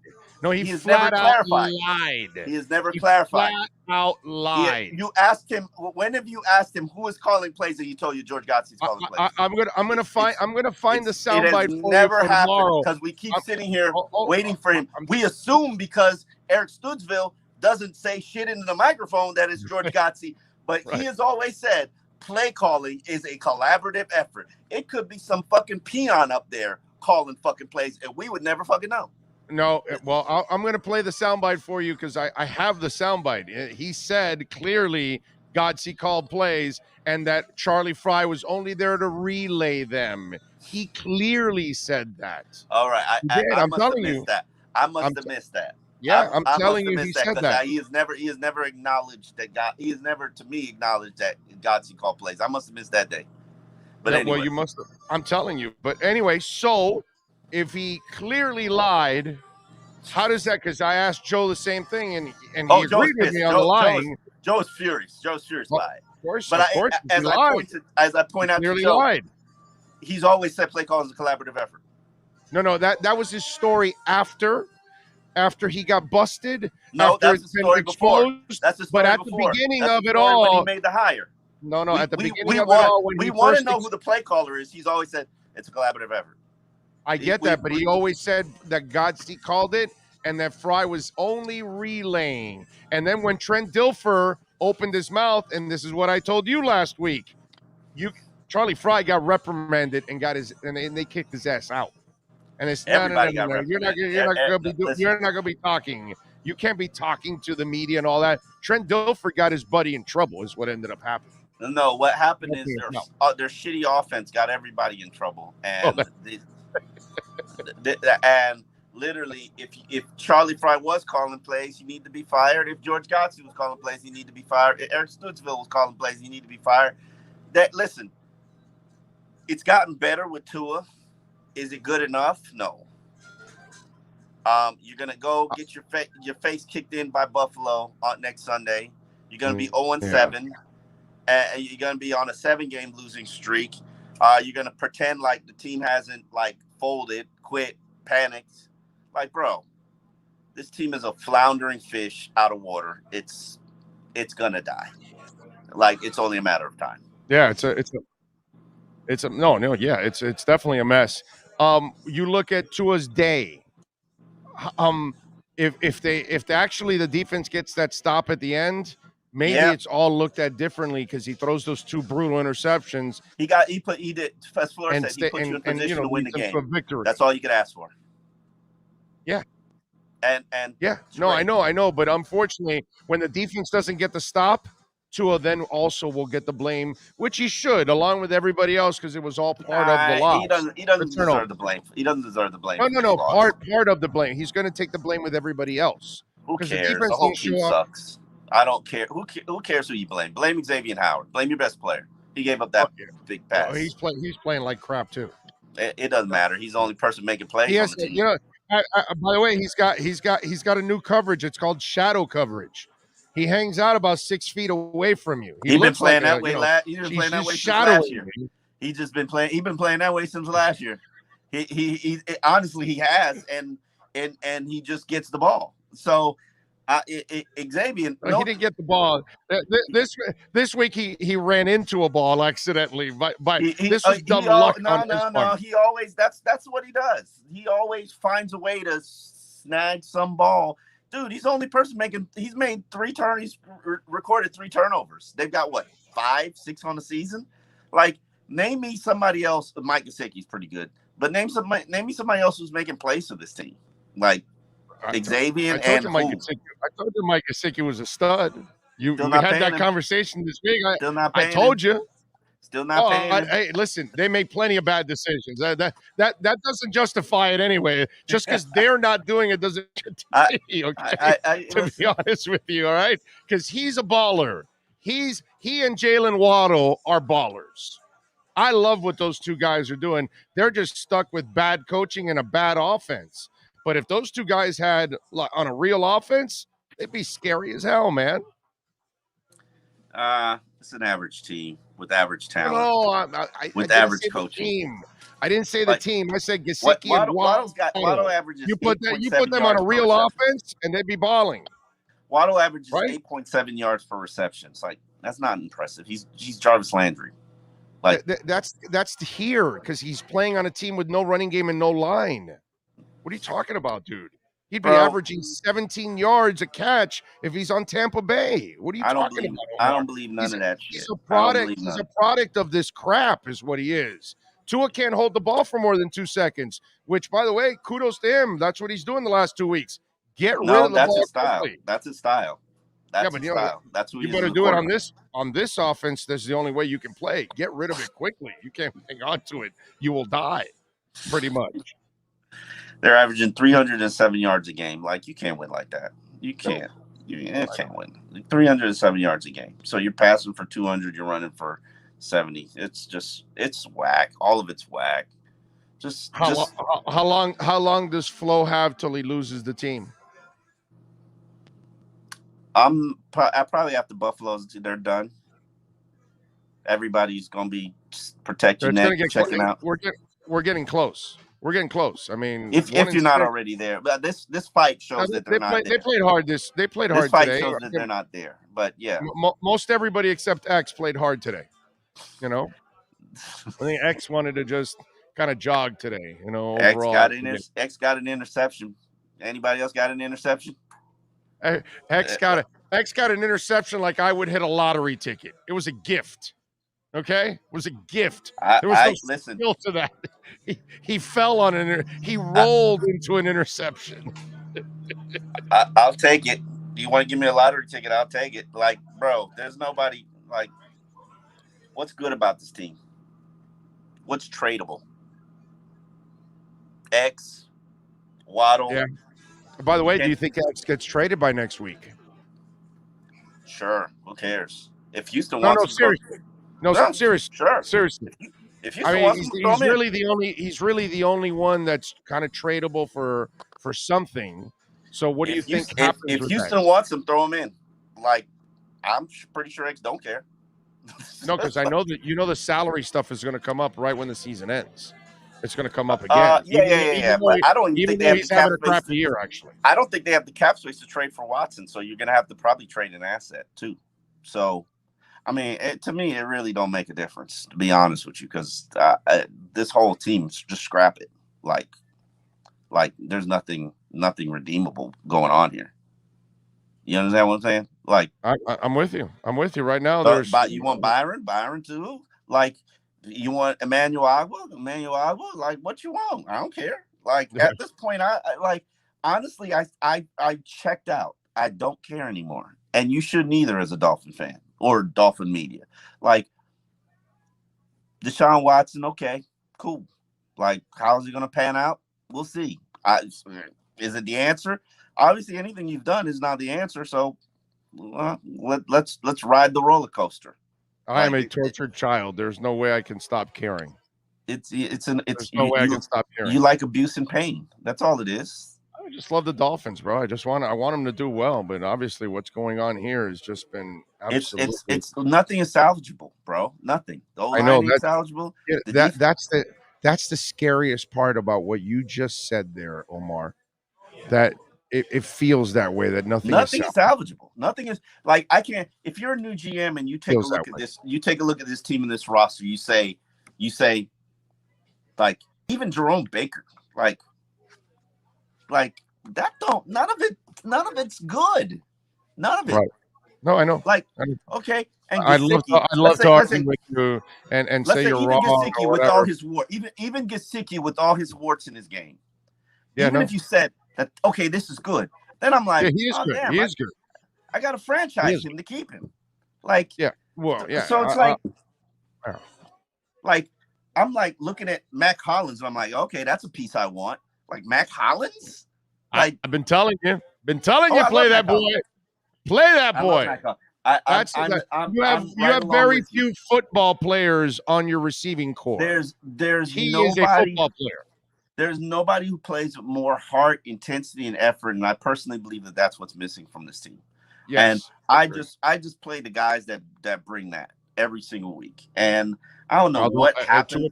By the way, Tua brings it every week. That run he made to take on that tackler with the hip like that. He knows. I like that kid, man. Tua's playing for his career, and I like that kid. Listen, he's going to be a good quarterback. He's going to be a good quarterback. Yeah, for somebody else. Probably just not here. And I'm perfectly. And to be honest with you, as much as I love him, I'm perfectly fine with it because I don't care anymore. Like I don't care. Like I'm just tired of this. I care too much. Yeah, I know. I'm just tired of it. Now, okay, let's say we go to the depths and let's say this team loses 11 games. Let's say they lose 11 games. Okay. And Ross says they're gonna lose 11 games. Ross says for the first time in his life, I'm not gonna reset this a season too late. I'm gonna reset this when I need to reset this, which is right now. Even though I can make an argument for keeping Flores, I'm going to finally do it the right way and start with a GM who hires a head coach and have it all in unison. You know what? The bottom line is he's not going to do that. And we're going to be doing this piecemeal and we're going to be half-assing it just like we half-assed it for 2 decades. And we're going to be right back here. And I honestly, Watson, Tua, rebuild the old line and new weapons, new running back. I don't care because you're not going to do it right. Like, we're going to be right back here. It's the same never-ending cycle. You never get off the merry-go-round. Why do you? That's the most important question that you got to ask. And you got to do a deep dive as a Dolphin fans. Why do you never get off the mediocrity merry-go-round? Why? And my answer is because you're always building it around mediocre quarterbacks, but building it around non-franchise quarterbacks. You're building it around non-elite quarterbacks. Okay, so if that's the case, let's fix it. Let's give up the 3 first-round picks and trade Xavien Howard. Who gives a shit? Like, until we fix it, until we fix the why we keep riding this merry-go-round, we're going to be on it. Not that I want Deshaun Watson or care. I don't care. I'm just tired of doing the same thing.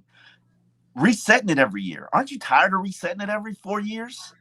Yes, I am, but I got to still hope that it's going to get better one damn day because one day, I'm not switching teams, so Huh? I'm not switching teams, so I gotta live and I gotta ride and die with this one, man. So they got to figure it out one way or another. Did you have belief, hope, and confidence that on that third downs, that defensive stand, that the defense was going to hold? Oh, no. Why? Why did you not? I didn't have any confidence in the defense because it's so Dolphins. It's what it's been for 20 years. When the offense works, the defense doesn't. When the defense works, the offense doesn't. That's just kind of what it's been. And that's my thing. I never changed what I was writing. It was always a Dolphins loss. And why did I have that so Dolphins mindset? Why? Because you've experienced it over and over again. It's just it's the only proof we have of what we've been for 20 years. There's nothing else to lean on. There's no other proof. I'm tired, Big O. I'm tired. I'm with you. Follow him on Twitter at Omar Kelly and catch him a couple times a week here with the EJDconstruction.com Miami Dolphins report. Oh, thank you for taking some time. We will talk again tomorrow morning at 10:30, my friend. All right. Talk to you later. You got it. There it is. Omar Kelly. Don't forget to smash the like button. Very important to smash the like button. I get the frustrations, and I'm as frustrated as any of you out there. I hate what we're going through. But, man, just a pain in the ass. It's disappointing. We'll hear from Tua in a minute. We're going to get Alan Poupart on in a second, and we'll get his thoughts on the Dolphins and the loss with our Sports Grill Miami Dolphins Insider Report with Alan Poupart. But we thank Omar Kelly and the EJDconstruction.com Miami Dolphins reports. The Big O Radio Show is home for the hardcore Dolphins fan. That's why we give you Omar Kelly twice a week. Buckle up. It's time for the EJDconstruction.com. You've been listening to the EJDconstruction.com Miami Dolphins report with Omar Kelly. For additions, home remodeling, or custom work, call Eric at 305-433-4843. EJDconstruction.com is the custom home builder and general contractor you can trust. 305-433-4843. We're back. Appreciate all of you out there, as always, keeping it locked. We'll get Alan Poupart on in a minute. Don't forget to smash the like button. Remember, you can always make a donation to the show at Cash App or Venmo, Cash Big O Show. That's Cash Big O Show if you want to get in on it. Cash Big O Show, please support us. Marino Castillo says, Omar is correct. We don't care anymore. The only solution is Ross to sell the team. He already has. You guys gotta remember that. Okay? All right. Ross already sold the team. The next owner is already in place. That's already set. So whenever he passes away, it gets already passed over to a partner of his. So you already have your future owner of the Miami Dolphins. Now, whether he is better than Ross or as good or whatever, we'll find out. But that's already set in stone already. So there will be no team for sale or anything like that. It's already, done. Don Shula is the standard of excellence, and no coach on this franchise has come close to his standards. You are correct. No coach has ever even sniffed the neighborhood. Rodney says, I'm convinced the Dolphins won't make the Super Bowl in my lifetime. Isn't that depressing, Rodney? And I want to say you're wrong, Rodney. I want to say someday somebody's going to get to it before you got to go, my man. I hope it happens. I hope it happens for a lot of you out there. Hope it happens for me, but I definitely want it for all of you out there because I've been taking the calls, the faxes, the emails, the tweets for 31 years, and I know your pain, man. I know your pain. I feel the same thing. Flo, Cam, Gase, all the same person. Run off your vet players who challenge your bad decisions. Make more bad decisions. Do not draft signed players to positions that are needed for the team to win. Sad, man. Nothing going right. Call of Duty, thank you, sir. Giving us a little love on the super chat. Do you think the Finns should reach out to Ozzie Newsome to fix this soft? He's retired, dude. He was running his football team. Ozzie Newsome did not get pushed out, did not quit, or anything like that. Ozzie Newsome retired. He said enough's enough already. The guy was a Hall of Fame tight end and a Hall of Fame GM, and he has had enough. If he wanted to work, he would continue working for an exceptional organization like the Baltimore Ravens. So why would he go to a place that's a disaster when he's retired? We got to stop with Ozzie Newsome. We got to stop with Bill Polian. We got to stop with all these other crazy names that some of you guys come up with. It's not going to happen. Okay? You got to get a realistic name. And I know I'm going to get Louis Riddick, which guarantees nothing because he's a great soundbite on television. The day he has to really run an organization, you don't even know if he'll be any good. You might be complaining and running him out of town within 2 years. Sam Kim says, someone tell Omar it could be worse. Could be a Jets fan. That's very true. It's very true. What's it with the nasty-looking guy next to him today? Thomas Jensen. Who's the nasty-looking guy next to him? I don't know what you're talking about. Michael Freeman says, last time the Dolphins made the Super Bowl was the year before I was born. I'm now convinced they won't make it there till the year after I die. Raphael Courtnight says, keep your head up, Big O. It's already tough being a Miami Dolphins fan, and now with this type of season. I'm with you, man. All right, let's get one more of our insiders in. Alan Poupart and our Sports Grill Miami Dolphins Insider Report now. Let's get ready to talk Dolphins football. It's the Sports Grill Miami Dolphins Report with Sports Illustrated's Alan Poupart. With locations throughout South Florida, Sports Grill is the home of the special grilled wings. Check out our sponsored locations in Miami on Bird Road and 114th and in Miami Lakes in the Royal Oaks Plaza. Here's Miami Dolphins insider Alan Poupart.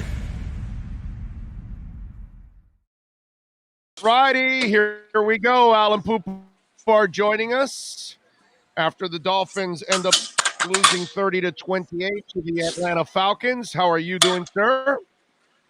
Better than the Dolphins. Yes, can you hear me? There we go. You got your Montreal Expos hat. Nice job by you, sir. What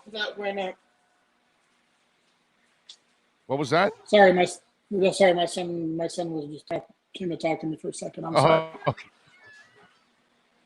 It's all good. All right. So first of all,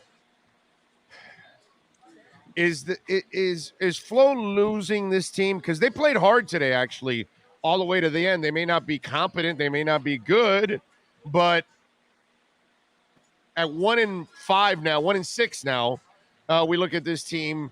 Is Flo getting close to that point where he's going to lose this team? Yeah, you'd have to think that the more the losses pile up, the closer to that happening is going to be. But like you said, they played hard. They played hard last week against Jacksonville. That's 2 straight games. They lost on the last-second field goal. Again, I go back to my original point where last year was a year where everything that could go right went right, and the mojo lined up perfectly fine, and you squeeze out every ounce of wins out of the roster you have. And this year it's the opposite. The mojo's bad. Everything that can go wrong goes wrong, and you're squeezing the absolute least out of the talent you have, because this is not a great team necessarily, but it's not a 1-6 team either. So, but they're playing hard, so I can't buy this notion of not trying. And if you look at the big plays of the game, that big completion to Kyle Pitts on the right sideline, X has pretty good coverage on the play. Just a perfect pass by Matt Ryan, who got beat by a better play.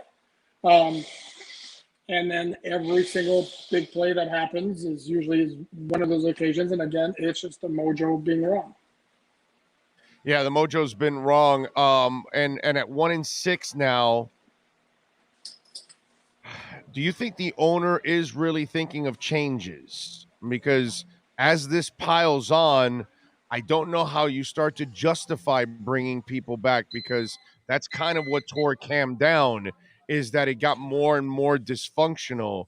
And I got to tell you something, Alan, it's a bad look for him when he stands up during the podium and says, well, they're playing hard and they're, in practice, they don't make mistakes and they're not committing the turnovers. And, we're not doing enough and we've got to do more and we've got to coach better. And all these things are said, but yet every week we see the same kind of team on the field. A team that lacks offense, a team that can't play consistently defensively, a team that it makes mistakes and penalties, all these things. It's kind of the same thing over and over and over again, and nothing changes. So I would imagine that credibility is going to be lost too in the process for the owner.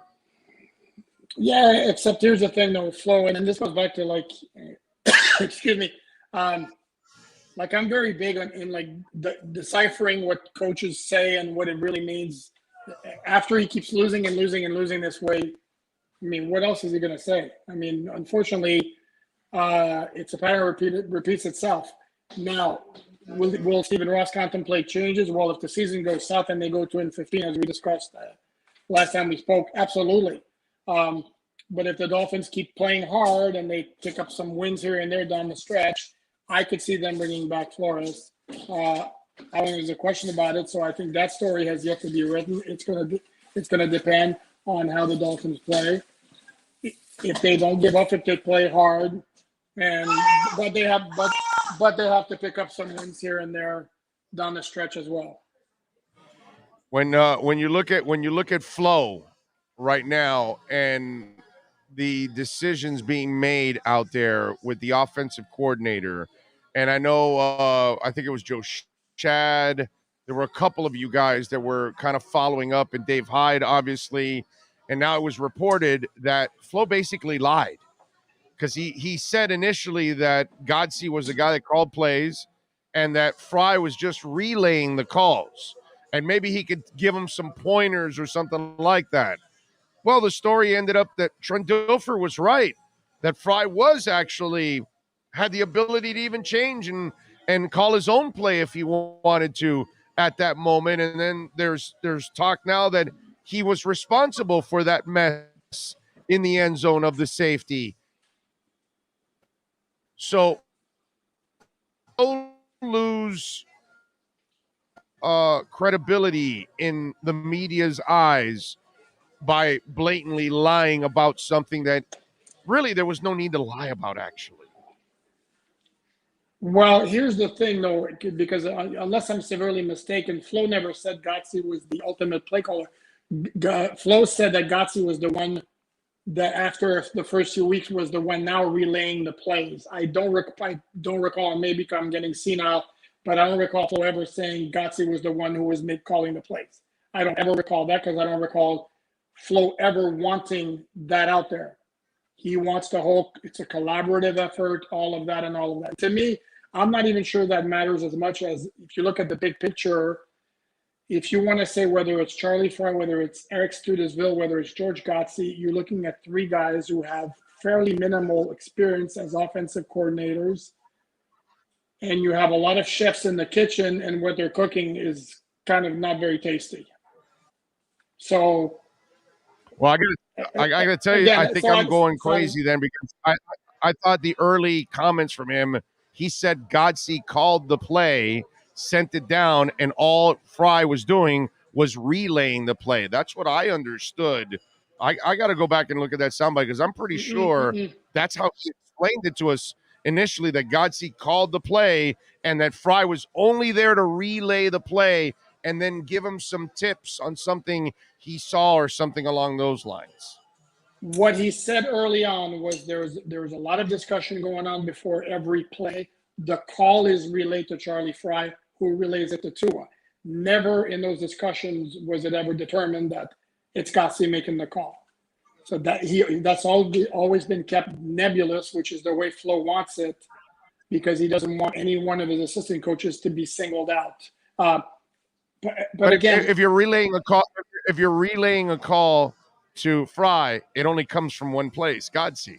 Stutzville wasn't making any calls. We all know that. It's Gotze making the calls. So obviously, Charlie Fry could change a call that Gotze made. But again, this is us speculating that, because your original statement was that Flo lied to us. Flo was always nebulous, never gave us an answer. Is basically the bottom line. And I'm not nearly as worked up about this again as the overall thing. And if you're going to look, like, for example, today, other than apparently there being a law that the Dolphins had to run on every single first and goal. Outside of that, I didn't have an issue with the play calling. It was fairly well balanced. The Dolphins actually it was the best. It was the best play called game of the year. Yeah, that wasn't the issue. So today was fine. It wasn't the issue now because you cleaned it up. Because now you only have there's no interference. There's nothing. We're not playing telephone. You know, when we were kids, that, you know, hey, you tell one person, then dot, dot, dot, dot, dot, and by the time it gets to the end, the story's completely different. That's what the Dolphins were doing. They were playing telephone on offensive coordinators. Yeah, I'm not so sure it's that necessarily that convoluted, or maybe it's just the fact that the offensive line actually blocked well today, especially in the running game, and they rushed for 132 yards, which makes the play calling a whole lot easier than if it's 2 yards, 3 yards every single time you run the ball. So I'm with you there. Your thoughts on Tua's play today, because 2 brutal interceptions, but actually a really good performance. But man, those 2 brutal interceptions just kind of, you know, put everything out of whack a little bit. Yeah, I had just had somebody tweeted me saying, like, how can you say it's not an outstanding performance when he had 4 touchdown passes, a passer rating of, I think it was 107.1. Well, unfortunately, the biggest play of the game, if we're being honest, is a play that never, ever should have happened, that Tua had a brain fart where he decided, let me not take the sack, let me try to make something miraculous happen when there's nothing there, which was a completely stupid play. Yeah. That's the play of the game, because even though he brought him back and the Dolphins did take the lead by that time, it left the line in a position of needing only a field goal to win the game, and we all know the Dolphin defense is not making any kind of big stops this year, so that seemed to be a pretty foregone conclusion that once Atlanta had like two minutes change with the ball, the game was over. But no, he did do a lot of good things. Nice job with the scrambling again. Threw the ball very accurately. But those 2 interceptions are really, really, really hard to overlook. And the first one, it's him getting greedy. I mean, Atlanta doubled Durham Smythe, which is maybe Tua was shocked by that, because I don't see Durham Smythe getting doubled very often, but they had a guy underneath and they had a guy behind. And I don't know where Tua was thinking he could squeeze that ball in, but that's just a complete force. And there was a 2nd and 7 from the 14-yard line. There was no need to force that. Yeah, no, there was definitely no need to force that. After you hear all this crap going on, are you expecting this trade to happen? Because it kind of seems to me the people that are in charge have moved on at quarterback.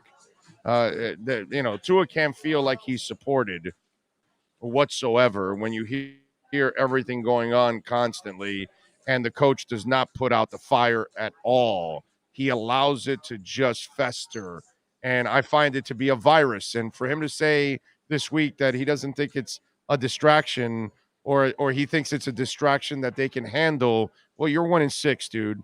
I don't think your team can handle any kind of distraction. Except if we look at Tua's performance, again, other than the 2 bonehead decisions, he played very well. He didn't play like somebody whose mind was on all those trade talks. I'm not talking about Tua. I'm talking about everybody else. Oh yeah, but no, I'm not buying that. I'm not a big believer in this notion of distractions. I mean, these are professional athletes. They're used to the outside noise. It gets aggravating when they're asked in media settings. Outside of that, I don't think they really give a crap about it. And I do think a Deshaun Watson trade is going to happen to me because, as I've said before, I just can't imagine Cal McNair, the owner of the Texans, wanting to stomach having to pay Watson until the end of the season. And I'm gonna guess he's gonna tell Nick Caserio, get a trade done before the trade deadline. I want this guy out of here. Try to get as much as you can. Now, the bad part for the Dolphins, if they're going to keep pushing for that trade, is now the word is that Carolina is going to get involved again because, shockingly enough, Sam Darnold continues to struggle, and now they're 3-4. And Deshaun Watson, of course, played his college ball at Clemson, which is in South Carolina, not North Carolina, but kind of in the region. I haven't heard or read anything about Watson ever vetoing a trade to Carolina. I don't know how we would feel about that. And then David Tepper, the owner of the Panthers, I'm going to guess is a guy who's used to getting what he wants, just like Stephen Ross. So now we may be back into a bidding situation unless Deshaun Watson tells Houston very clearly and in no uncertain terms, I'm going to Miami and nowhere else. So make it work over there. Do you trade X, my brother? Because the effort I'm watching is weak sauce overall. And I know he ran into an interception today, so good for him. But I saw very weak coverage at times in this game. So I'm just wondering, where do you stand with X? Because it's not like he's really earning his money anymore. Well, I'm not sure I'd agree with you on the kind of performance he put up, because he made a couple of other really nice plays. In fact, there was a play where his coverage was tight enough. I felt he probably should have gotten called for DPI holding. The play against Pittsburgh that we mentioned on the sideline, that was good coverage. It wasn't a lack of effort, just a great play by the Falcons. And that pick was, he kind of lucked into it, but he was also like right in Calvin Ridley's pocket to be able to make that play. So I don't necessarily see a lack of effort.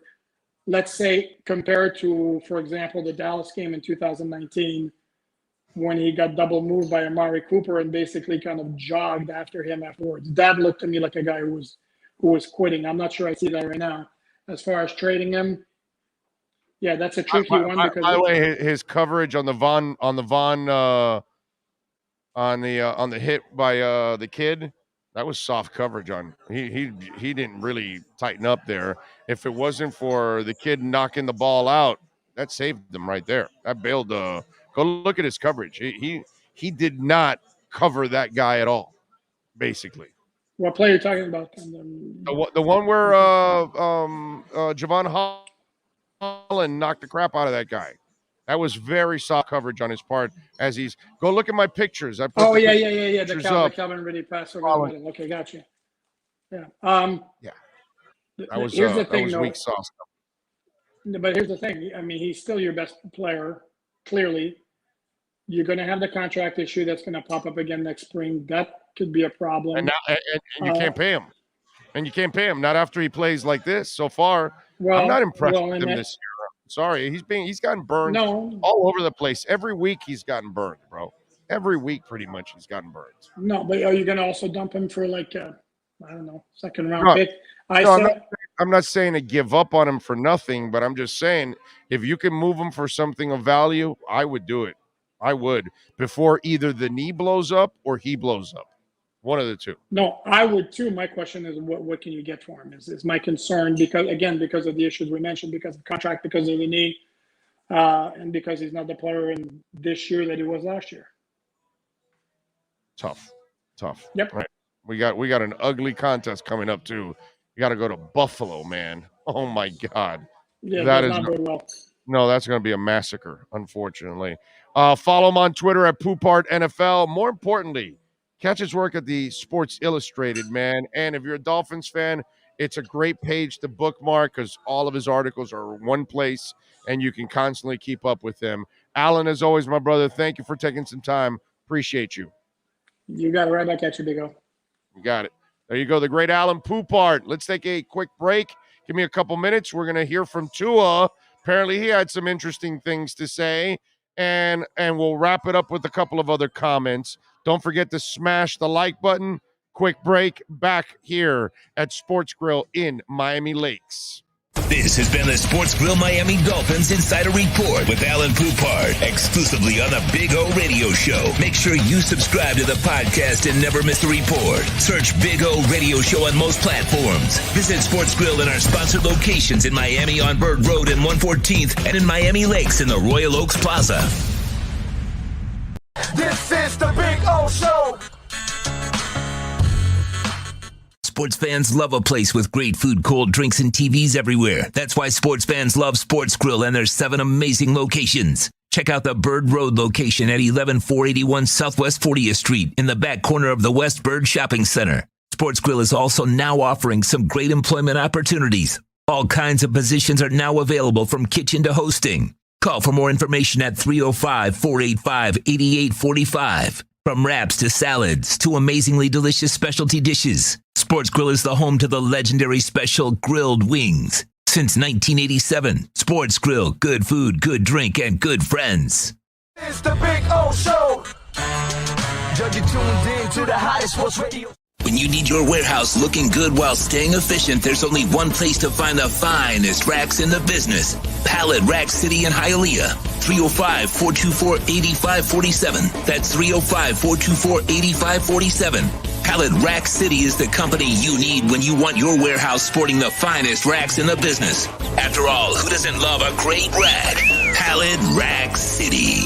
305-424-8547. That's 305-424-8547. Orlando, a.k.a. the Big O. He covers all the South Florida teams. For over 16 years, EJDconstruction.com has provided South Florida residents quality craftsmanship, accurate project management, and exceptional service. That's why EJDconstruction.com is an A-rated member of Angie's List and the Better Business Bureau. When you're looking for the right custom home builder for additions or home remodeling, please call my friend Eric at 305-433-4843. That's 305-433-4843 for EJDconstruction.com. Dolphins to the heat, well, you know what I mean. Monday to Friday, Probably Pablo in the... There's no need to drive around South Florida wasting valuable time looking for a new or certified pre-owned Acura. Go to the #1 volume sales dealership in the Southeast United States. Craig Zinn's Acura of Pembroke Pines. Purchase with pace and space in a dealership tailored to your needs. From home buying to providing that personal touch. Contact the 2020 Satisfaction Award winner Craig Zinn's Acura of Pembroke Pines. 888-776-5123. That's 888-776-5123. Or visit them at 15601 Pines Boulevard in Pembroke Pines. Show on the radio, the top's where we gonna go. Miami, that's the way we roll.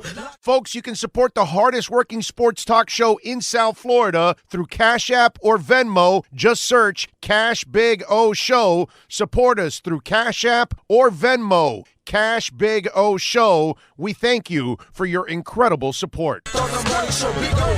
No one has a similar show. Talk sports, talk plays, talk. If you're a Miami sports fan, then there's only one store to go to, and that's Caneswear at Miami Fanwear in Davie. They're your one-stop shop for all your inner Miami CF, Canes, Dolphins, Panthers, and Marlins merchandise. They have hats, t-shirts, game day jerseys, and so much more. Located at 2511 South University Drive in Davie, and open 24/7 online at caneswear.com or innermiamiwear.com. Call them at 954-835-5597. Caneswear, the spot where Inner Miami and all Miami sports fans shop. Live and direct, because nobody do it better than Big O in the set. From sunrise, listen live. When you're ready to purchase a new home or refinance the one you have, American Dream Lending will make sure your loan experience is easy with fast approvals and quick closings. With many loan programs and competitive rates, now is the time to turn your dreams into reality. Ask about special financing for veterans. They never charge an application fee, and you will work directly with one of their experienced loan professionals. Stop dreaming and contact American Dream Lending today, 786-802-1727 or online at adreamlending.com. All right, we are back. Thank you. I appreciate all of you out there as always. Those of you that came by to hang out with us, we appreciate you, man. Thank you. Oh, man. We are out here at Sports Grill in Miami Lakes. Don't forget, folks, to smash the like button. Let's hear from Tua. to address the media and obviously had to address the Deshaun Watson questions too at the same time. Let's hear from the Dolphin quarterback. Go ahead, fire it off, Sean.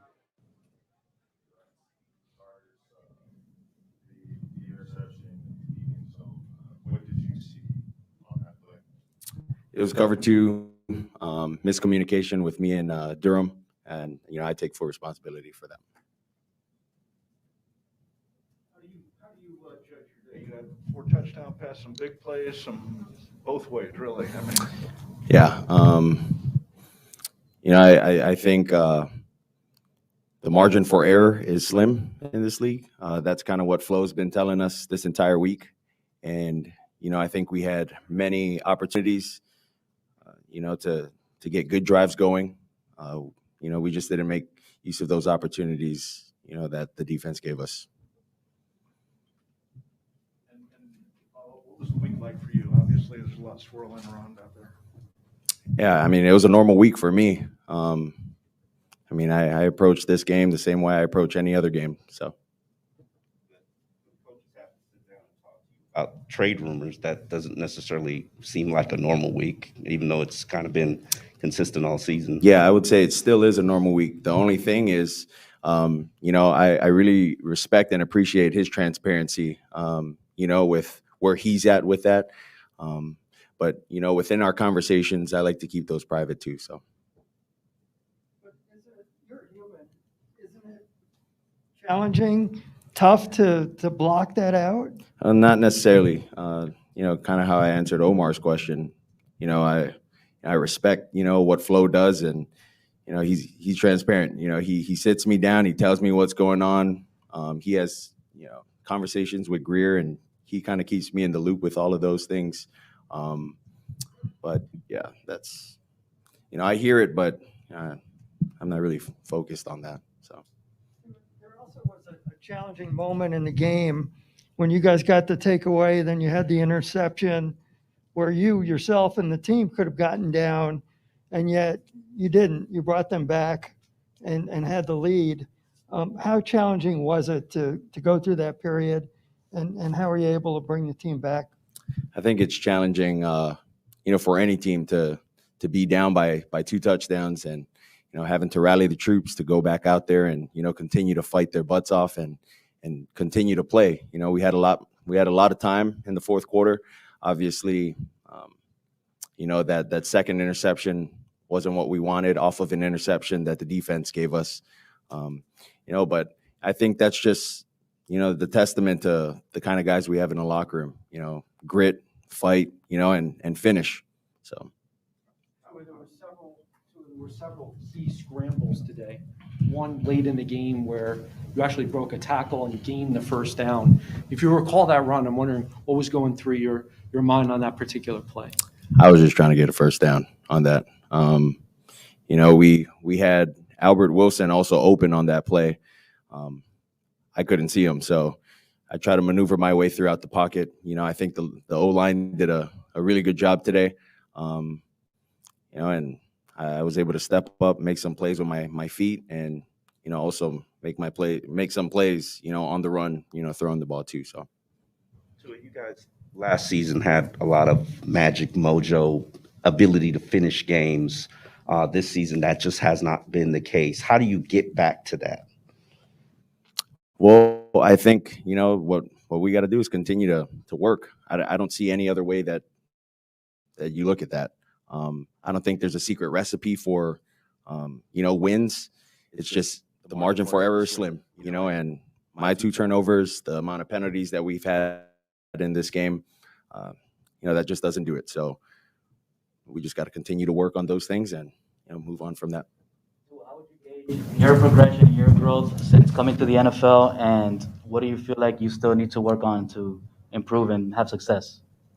Well, being a second year, player, like I've said before, I wish I knew the things I knew and when I was a rookie, and my second year, I know a lot more, but I'm continuing to learn, and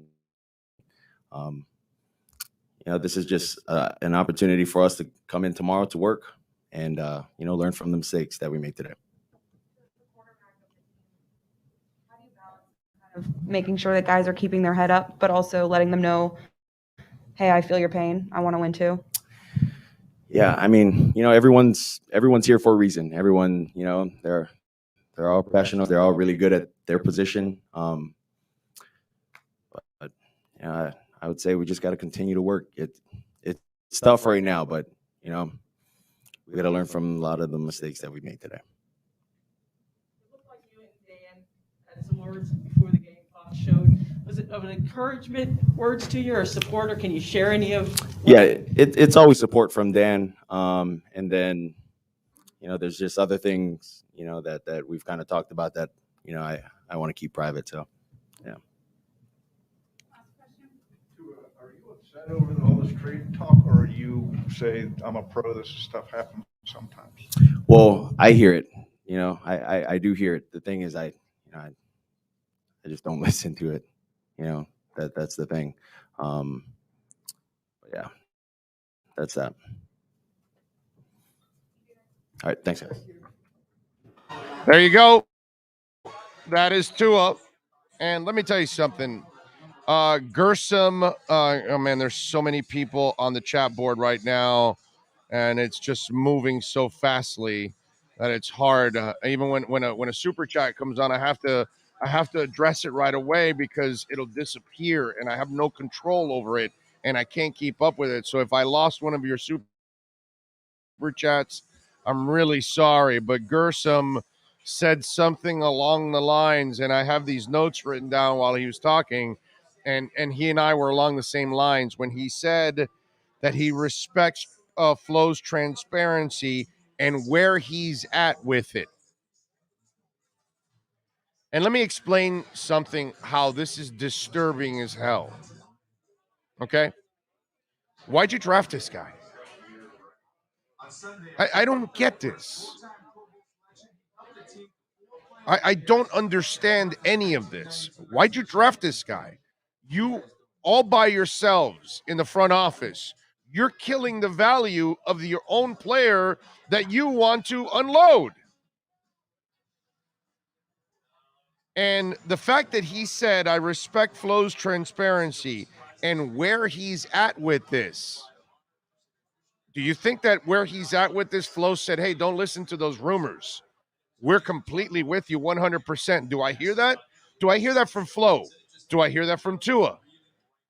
Right? Because if you're behind him, then even in your private and most private of conversations, you're going to tell the media or anybody else, no, Flo told me I'm their guy. But obviously he didn't. So what did he tell him? Oh, Tua, listen, hey, these things happen. What's he trying to tell Tua? It's out of my control. The front office, they might be talking to him or whatever, but you got to focus on your job. You need to play well. So that way you can build on your future, whether it's here or somewhere else. Think about that. Just think about that whole scenario. How do you fester a good relationship with somebody when you don't support them? And look, we can get into the discussion of whether you believe in the kid or not or whatever. I believe in the kid. I don't care about – I know his injury history. That's the one thing that I probably would not have taken a chance on the kid in the draft only because of the injury history. But if you're asking me, do I think he can play at this level? Oh, hell yeah, he can play at this level. Now, he's going to need some help, like every quarterback. Tom Brady is playing with Mike Evans, Chris Godwin, and Antonio Brown at wide receiver.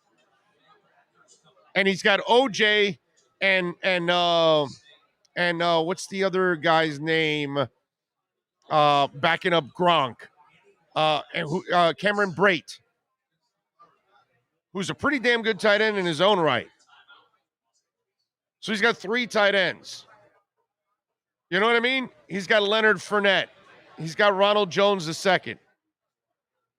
He's got an offensive line with it's not like he's playing by himself. Everybody needs help. Joe Montana had Jerry Rice, had Taylor, had a Hall of Fame tight end, maybe a Hall of Fame caliber running back, even though I don't believe Roger Craig is in the Hall of Fame, but you can argue if you want whether he belongs there or not. But he was still an exceptional talent. Tom Rathman as a fullback that can catch passes. And of course, more importantly, you had Bill Walsh. I don't think we're confusing Cam Flow for Bill Walsh. I don't think we're confusing the offensive staff for the Miami Dolphins for anything under Bill Walsh, which included Holmgren and all kinds of Dennis Green and all kinds of other offensive minds that he actually developed.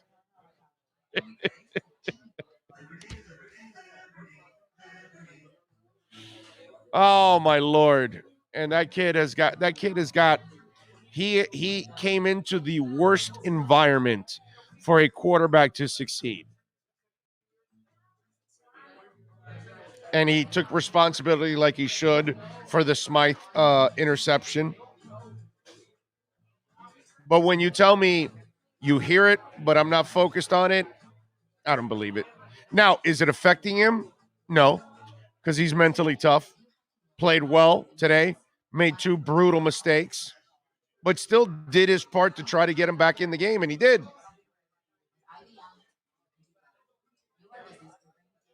The sad part is all young coaches have to go through bumps, and man, it looks like it's a minefield that Flo has come up with this year.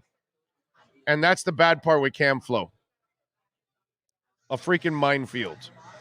Brian Diaz, thank you, sir. Says Chaser Pitts and Najee and Justin could have been. I don't know if Justin, I don't think, saves this team at all. I think Justin maybe also gets injured. Justin might have been out already with a knee injury by this time. With that offensive line, that's the biggest misconception out there. If you think that Deshaun Watson's saving this team, please. He won 4 games last year, right? Did he not? I'm sorry. Let me look this up again. Let me look it up. What the great Deshaun Watson did with a crappy team in the Texans. Okay. Let me pull this up here. Standings. Let's see. Standings. 2020. Here we go. 4-12. I was right. 4-12. So Deshaun Watson was so amazing last year. They were 4-12. Because there's only so much that Deshaun Watson can do. You're a crappy team. He actually threw for 4,800 yards last year, 33 touchdowns and 7 interceptions, and they won 4 games. So it doesn't matter if you put up points. If you have a crappy team, you have a crappy team. And all you're going to do is get him hurt. So you're going to bring an elite quarterback to get him injured. I'm telling you, this is setting up for you bring Watson in, you don't do enough around him, you get him hurt, and then Tua's off to another team playing much better because he's got support.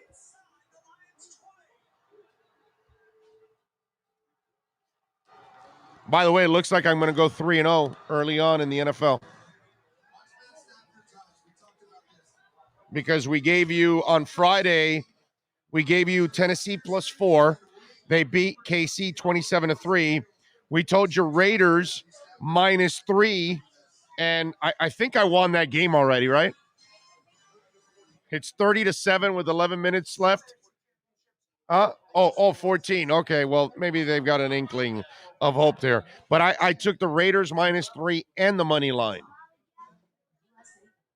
I love that game this week. And then all I've got left is the Colts +4. Big O, you said 2 years ago Tua is a risk. But I'll take it as long as Greer hits on the rest of the picks. 2 years later, Greer still sucks. Dude, I can't argue with you on that. I mean, it hasn't worked out for Chris Greer right now. The picks aren't working out. The coaching isn't working out. I actually think that the talent isn't as bad as it looks. Maybe Austin Jackson is, and maybe Noah Igbenogany is, but I don't think overall it's as bad as it looks. What I think is terrible is the coaching. And what could end up burning Chris Greer more than anything else is Flo. Flo has been a disaster. I mean, a disaster and a half this year. Night and day compared to what's gone on in the past. Night and day. 855-912-1056, by the way, is the text line. If you want to get in, no, I said 855. 855-912-1056. That's 855-912-1056 if you want to send in a text also on the program. Amen. Oh, that's exactly what the Dolphins do every regime. Do non-properly support our talent, do not use them properly, either ship them off and they ball out elsewhere. That's what's been going on. Tom Myatt says, I'm tired of the song and dance with the coaches. We all are, my friend. We all are. Listen, tomorrow morning, Sean and I will be back rocking at 10 a.m. So we will have Omar Kelly at 10:30. We'll have some other guests too that we're lining up, but we'll address a lot of this stuff tomorrow and many other things that are probably going to develop too over the next 24 hours. We appreciate all of you out there. We thank the great folks out here at Sports Grill in Miami Lakes. What do we got? Huh? Oh, yeah, that's right. You know what? Before I let you go, thank you, Sean. Before I let you go, I want to show you a moment that Marino and Tua had before the game was played today on the field. Check this exchange out. Go ahead.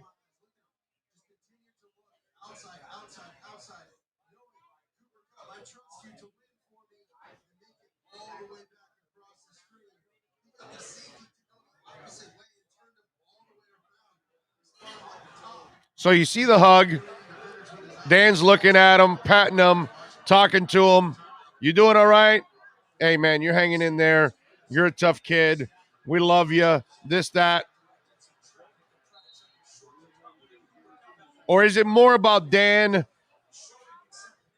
being, I don't know, kind of the early wave goodbye? Keep your head up. Things will work out for you, yeah?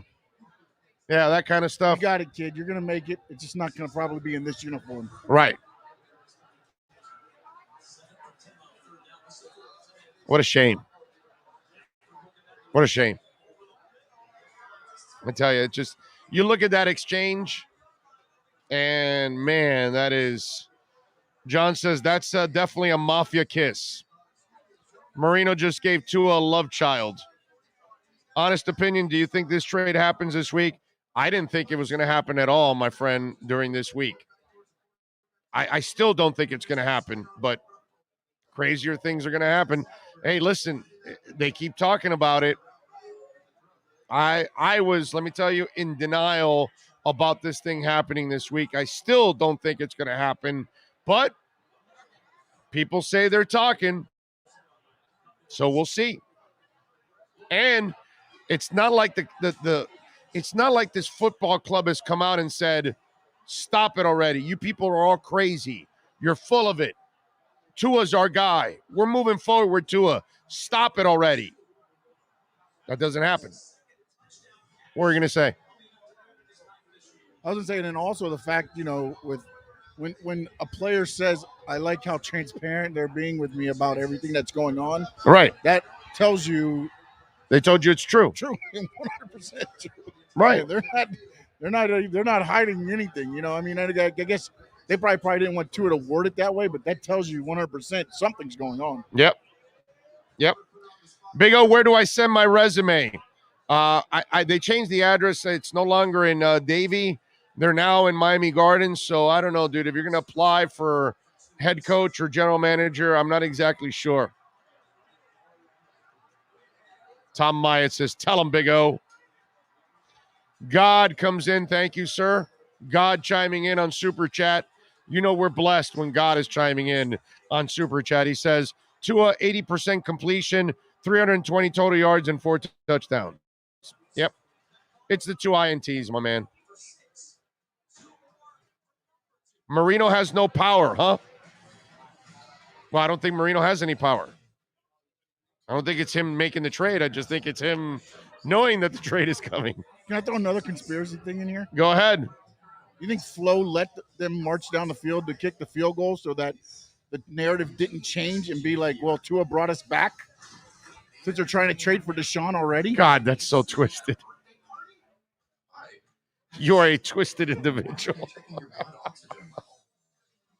Because we were discussing it here. That changes the whole narrative. No, I know. If they end up winning that game, you forget about the 2 brutal interceptions. No, it'd be a positive. Yeah, but now that's all you're going to talk about. Right. Especially, all the Tua haters. Yeah. Problem is, Tua is not the reason we're 1-6. Aqua Orange, dude, you're trying to make sense here. We have too many people that are pissed off right now at 1-6. They're not going to want to think logically. Love you, but the only reason you're defending Tua vehemently is because he's Tannehill's replacement and you help run him out of town so he could be successful on a real team. Yeah. Tannehill's still riding coattails, my brother. But whatever you want to believe is fine with me, my man. He's a good game manager. That's about it. But he's no franchise quarterback. But, hey, listen, those of you out there, you can go ahead. Whatever, man. It's fine. All right, we're definitely out of here. We are wrapping it up. We'll see you tomorrow morning at 10 a.m. We thank all the great people out here at Sports Grill. Next week is our final week here. We'll be here one more week, and then the next 9 will be in Bird Road and 114th. We'll see you tomorrow morning, 10 a.m. Y'all be good. Much love. This is the Big O Show. Sports fans love a place with great food, cold drinks, and TVs everywhere. That's why sports fans love Sports Grill and their 7 amazing locations. Check out the Bird Road location at 11481 Southwest 40th Street in the back corner of the West Bird Shopping Center. Sports Grill is also now offering some great employment opportunities. All kinds of positions are now available from kitchen to hosting. Call for more information at 305-485-8845. From wraps to salads to amazingly delicious specialty dishes, Sports Grill is the home to the legendary special grilled wings. Since 1987, Sports Grill, good food, good drink, and good friends. It's the Big O Show. Judge you tuned in.